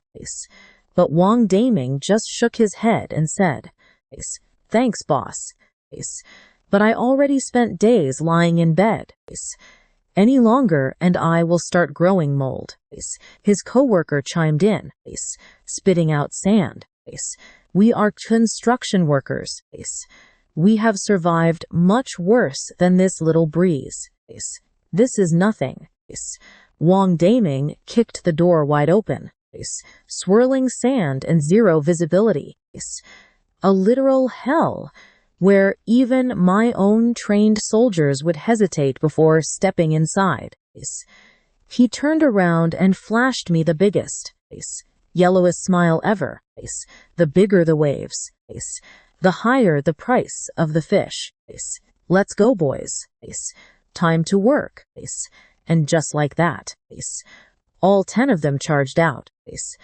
Middle-aged workers running straight into an apocalyptic storm to face zombies they had never even seen in their lives.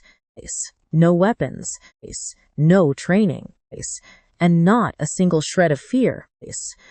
I just watched with my cleaning rag as they vanished into the sand. They are not soldiers. They aren't gamers or famous influencers. Look at this closely with me. These are everyday people so beaten down by life that a desert full of monsters doesn't even scare them anymore. Honestly, I think they will do just fine. Streamers cried on their first death, and soldiers analyzed every single threat. But these guys just cracked open a beer and walked straight into the storm. That is exactly the energy I need in my shop. My workers were moving through the storm, holding hands like little kids on a school field trip. A human chain of 10 middle-aged guys stumbling around in the middle of this apocalyptic weather, clinging to their sweaty hands. They found a ruined supermarket and looted it like raccoons in a dumpster. But it was empty. This one is empty too. What a cheap game. Suddenly, someone found actual treasure, not weapons, armor or crystals, cigarettes, A crushed pack hidden right behind the cash register, still dry and ready to smoke. Wang Daming's hands shook as he opened the pack. Someone pulled a lighter out of his pants, better not ask. From where? In seconds. 10 workers were standing in the ruins of civilization, smoking in the storm and enjoying the moment to the absolute fullest. This flavor is perfect. One of them groaned. No wonder my kid is so addicted to video games. They make them way too real. This smoke ruins my lungs but heals my soul. I watched everything from my shop. These guys discovered virtual cigarettes and got happier than any streamer finding some super rare mineral. Priorities. After their smoking break, they searched for weapons. Rusty pipes and worn-out kitchen knives. You and I both know this is going to end badly. Wang Daming found a 50-year-old rusty machete, and they went hunting. They found one almost instantly. Rotten suit. Dangling eyeball, the classic model. Is that the thing? One of them asked. Another, sweating cold, said, who cares? Let's just kill it and get paid. Shirboda, foolish but brave, grabbed a brick and charged. He was tackled instantly. The zombie moved 10 times faster than anything you would see in the movies. Shirbota was already screaming on the ground before his brick could even land. Blood everywhere. And then things got way worse. Wu Yongyan tried to help, but got his throat bitten out for an instant death. Suya tried to pull him away and got gutted. 9 workers against a single zombie. 0 training. 0 coordination. And absolutely no strategy. It was an absolute slaughter. These guys were fighting like they were in a chaotic bar brawl. Everyone was swinging wildly, blocking each other, and tripping over bodies. The zombie faced terrified civilians and easily won. But Wang Daming, the most vicious of them, never gave up. Eyes bloodshot. He screamed and hacked the zombie's neck until his machete jammed in its spine. With the machete stuck, Fujin grabbed the zombie from behind with all his might, acting as a human straitjacket. Use a rock, smash its head. Wang Daming found a massive piece of concrete that must have weighed 50 pounds. He hoisted it above his head like paper and slammed it down. Crack, crack, crack over and over again. Black blood sprayed everywhere until the zombie stopped moving. And Wang Daming collapsed right beside it, completely exhausted. He looked around. 9 bodies lay on the ground. Every single one of his brothers was dead. He was the sole survivor. Drenched in black blood and concrete dust, surrounded by the cold corpses of his friends. Sitting beside the zombie, he beat to death with a rock. 1 zombie, 10 men, 9 total casualties. What absolute madness you and I just witnessed. My trained soldiers killed their first zombie with tactics, losing nobody. Alright, you and I are about to watch a crew with 0 gaming skills, but pure chaos, heart and carnage. Wang Daming dragged that zombie corpse all the way to my shop alone through the sandstorm. How he found his way is beyond me, pure stubbornness. I saw him bleeding, exhausted, and barely conscious, pulling a headless body behind him like a sack of trash. Not bad. Mission complete. Reward 3 origin crystals. 9 dead friends. 1 dead zombie crushed with a concrete block. The worst death ratio in the history of the Wasteland era. But what happened next completely blew my mind.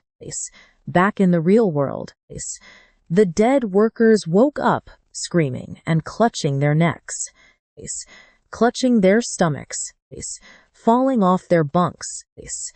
The phantom pain was still firing in their brains. I quit. Never again. This is no game. It is straight up torture. The money is not worth it. But Wang Daming completely ignored them. He grabbed his phone, opened the streaming app, and searched for crystal buyers. Wang Banzian was buying each origin crystal for 1,500. His rough, cement-stained fingers typed out 4 words. 3 crystals. Buying, the reply was instant. Yes, all of them. 3 crystals at 1,500 each. 4,500 yuan. These guys make about 200 yuan a day hauling concrete when there is work. But right now it is raining. Now watch closely. Because Wang's Daming just made 3 weeks of wages by killing a zombie with a rock during lunch. The complainers shut up instantly. Wang Banzian nearly had a heart attack when Wang Daming messaged him. A real seller of origin crystals. Only 3. But it was like water in the desert. He transferred 4,500 yuan instantly, without hesitation. Back in the dorm, Wang's phone buzzed. Account ending in 5678. 4,500 yuan received. Total balance. 4,512.50. Before this, the man only had 12.50 yuan. Now he had 4,512. He showed his screen to the room of aching, traumatized workers. The money arrived. Total silence. 4,500 split by 10. 450 for each of them. The shift was instant. Su Weigia. The guy clutching his stomach 5 seconds ago, swearing he would never play again. Forgot the pain for 50 yuan. In 20 minutes. I made 2 days of concrete hauling wages, said Wu Yongyan. The guy whose throat was ripped out stopped whining. The memory of dying felt like nothing compared to being dead broke. Sherboda pushed himself off the floor, dusted his pants, and grabbed his helmet. That zombie bite felt like a mosquito. 5 minutes ago, he wanted to die rather than play again. Now log me in. I will fight 10. Cash really is the best painkiller. Wu Yongyan even got mad at himself for dying so badly. Next time I get bitten, I will shove my hand down its throat while it chews on me. The rest of you attack. I know what you are thinking. This guy was literally planning how to get eaten efficiently as bait instead of how to survive. Wang Daming looked at his crew, the same guys crying 30 seconds ago, now fighting to put their helmets on first, and smiled. Come on, log in. The dorm room shook with excited shouting. These guys were way more pumped than on an actual payday at the job site. Sua threw on his helmet, flopped onto his bunk, and stared at a black screen. Respawn time 17 hours and 58 minutes. Instant respawn costs 100 origin crystals. He ripped off his helmet in frustration. I cannot get in. Everyone tried with the exact same result. Dead means dead until 6 a.m. tomorrow morning. Can we not just pay to respawn? Sua counted on his fingers. One crystal is 1,500 yuan. 100 to respawn is 150,000 yuan. Dead silence. Except the rain. 150,000 to respawn once. That is more than they make in a year. This game is highway robbery. Someone muttered. Everyone deflated instantly, collapsing back onto their bunks like popped balloons.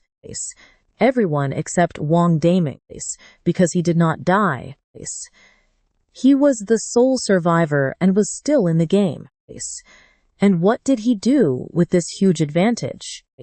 Run for his life. Because the sandstorm cleared and he decided to explore.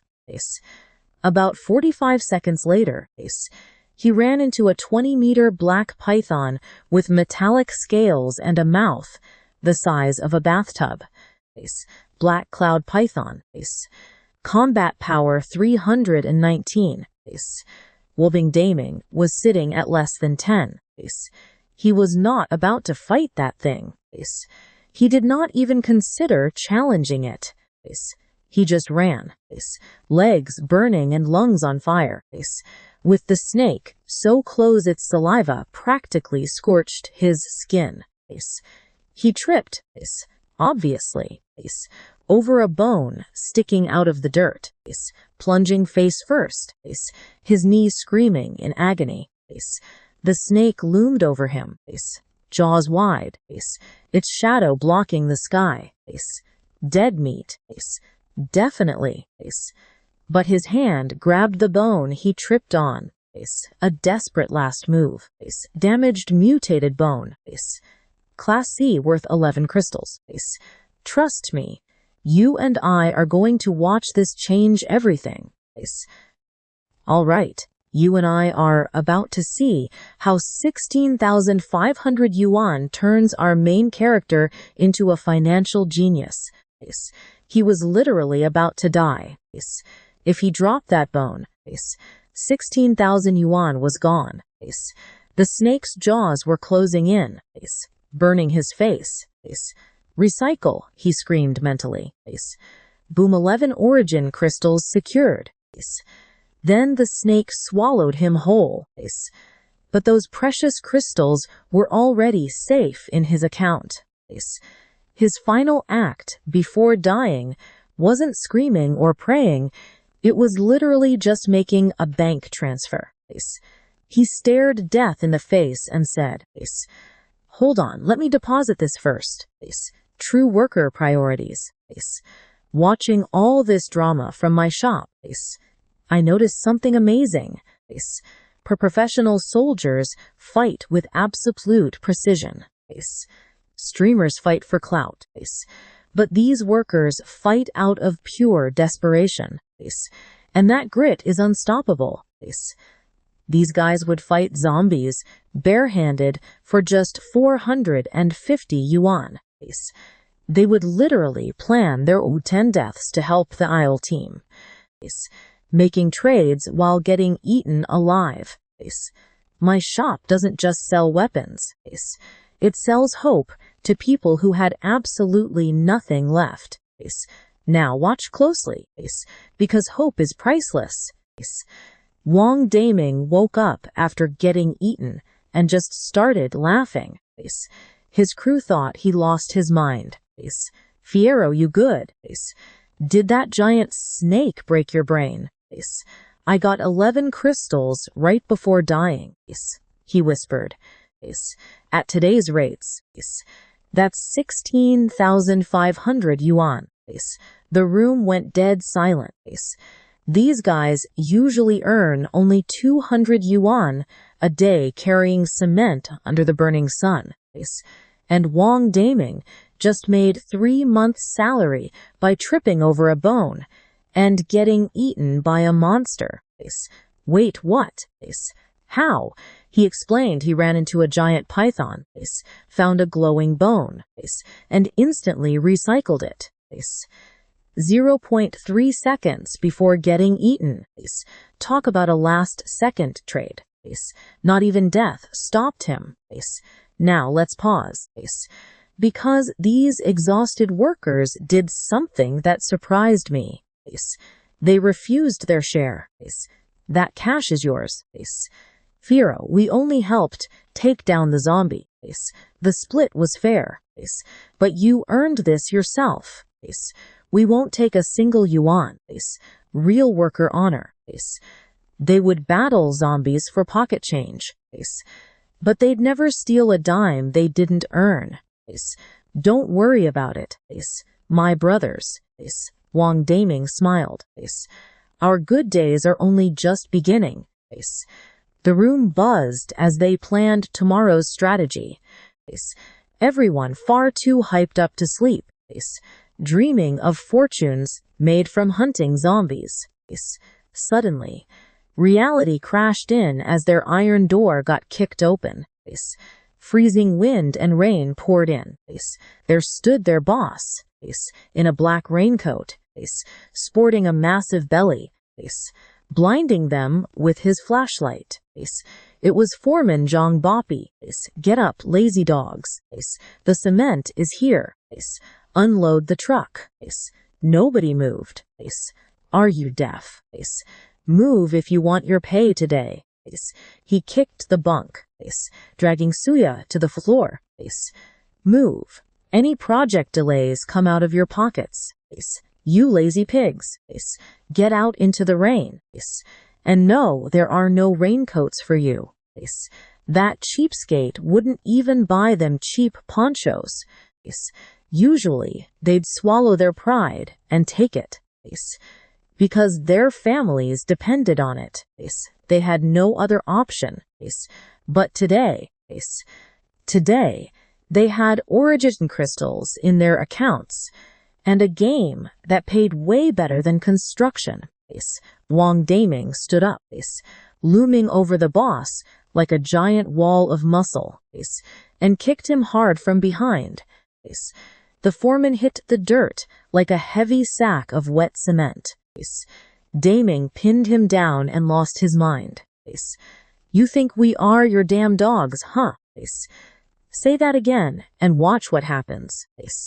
By the way, your breath smells like trash. The bully who humiliated them for months suddenly got polite. Hey, let's talk calmly. I was asking nicely. Listen up. No raincoats. No work if my brothers get sick. Medicine costs way more than your miserable pay. Suya, who was shivering in fear an hour ago, grabbed his hard hat and slammed it on the floor. I quit, you exploitative bastard. I'm out too. Tell your own mother to come unload that truck. 10 men stood tall, packing their gear. They packed those virtual reality helmets like they were newborn babies. They forgot blankets and clothes. Who cares? Those helmets came first. They walked out into the storm, leaving their boss speechless. They had real courage now, forged in a digital apocalypse. So what do you and I learn from this? Once you survive being eaten by monsters, a fat boss with a flashlight is nothing. All right. Look at this sitting to my shop 55 years in the future. I had absolutely no idea what was happening. I only watched 10 civilian players log off after their session. But what they were actually doing went way beyond my shop's design. Now pay close attention, they weren't just earning crystals. They were clawing back their own dignity. And trust me, that's worth way more than all the origin crystals in the world.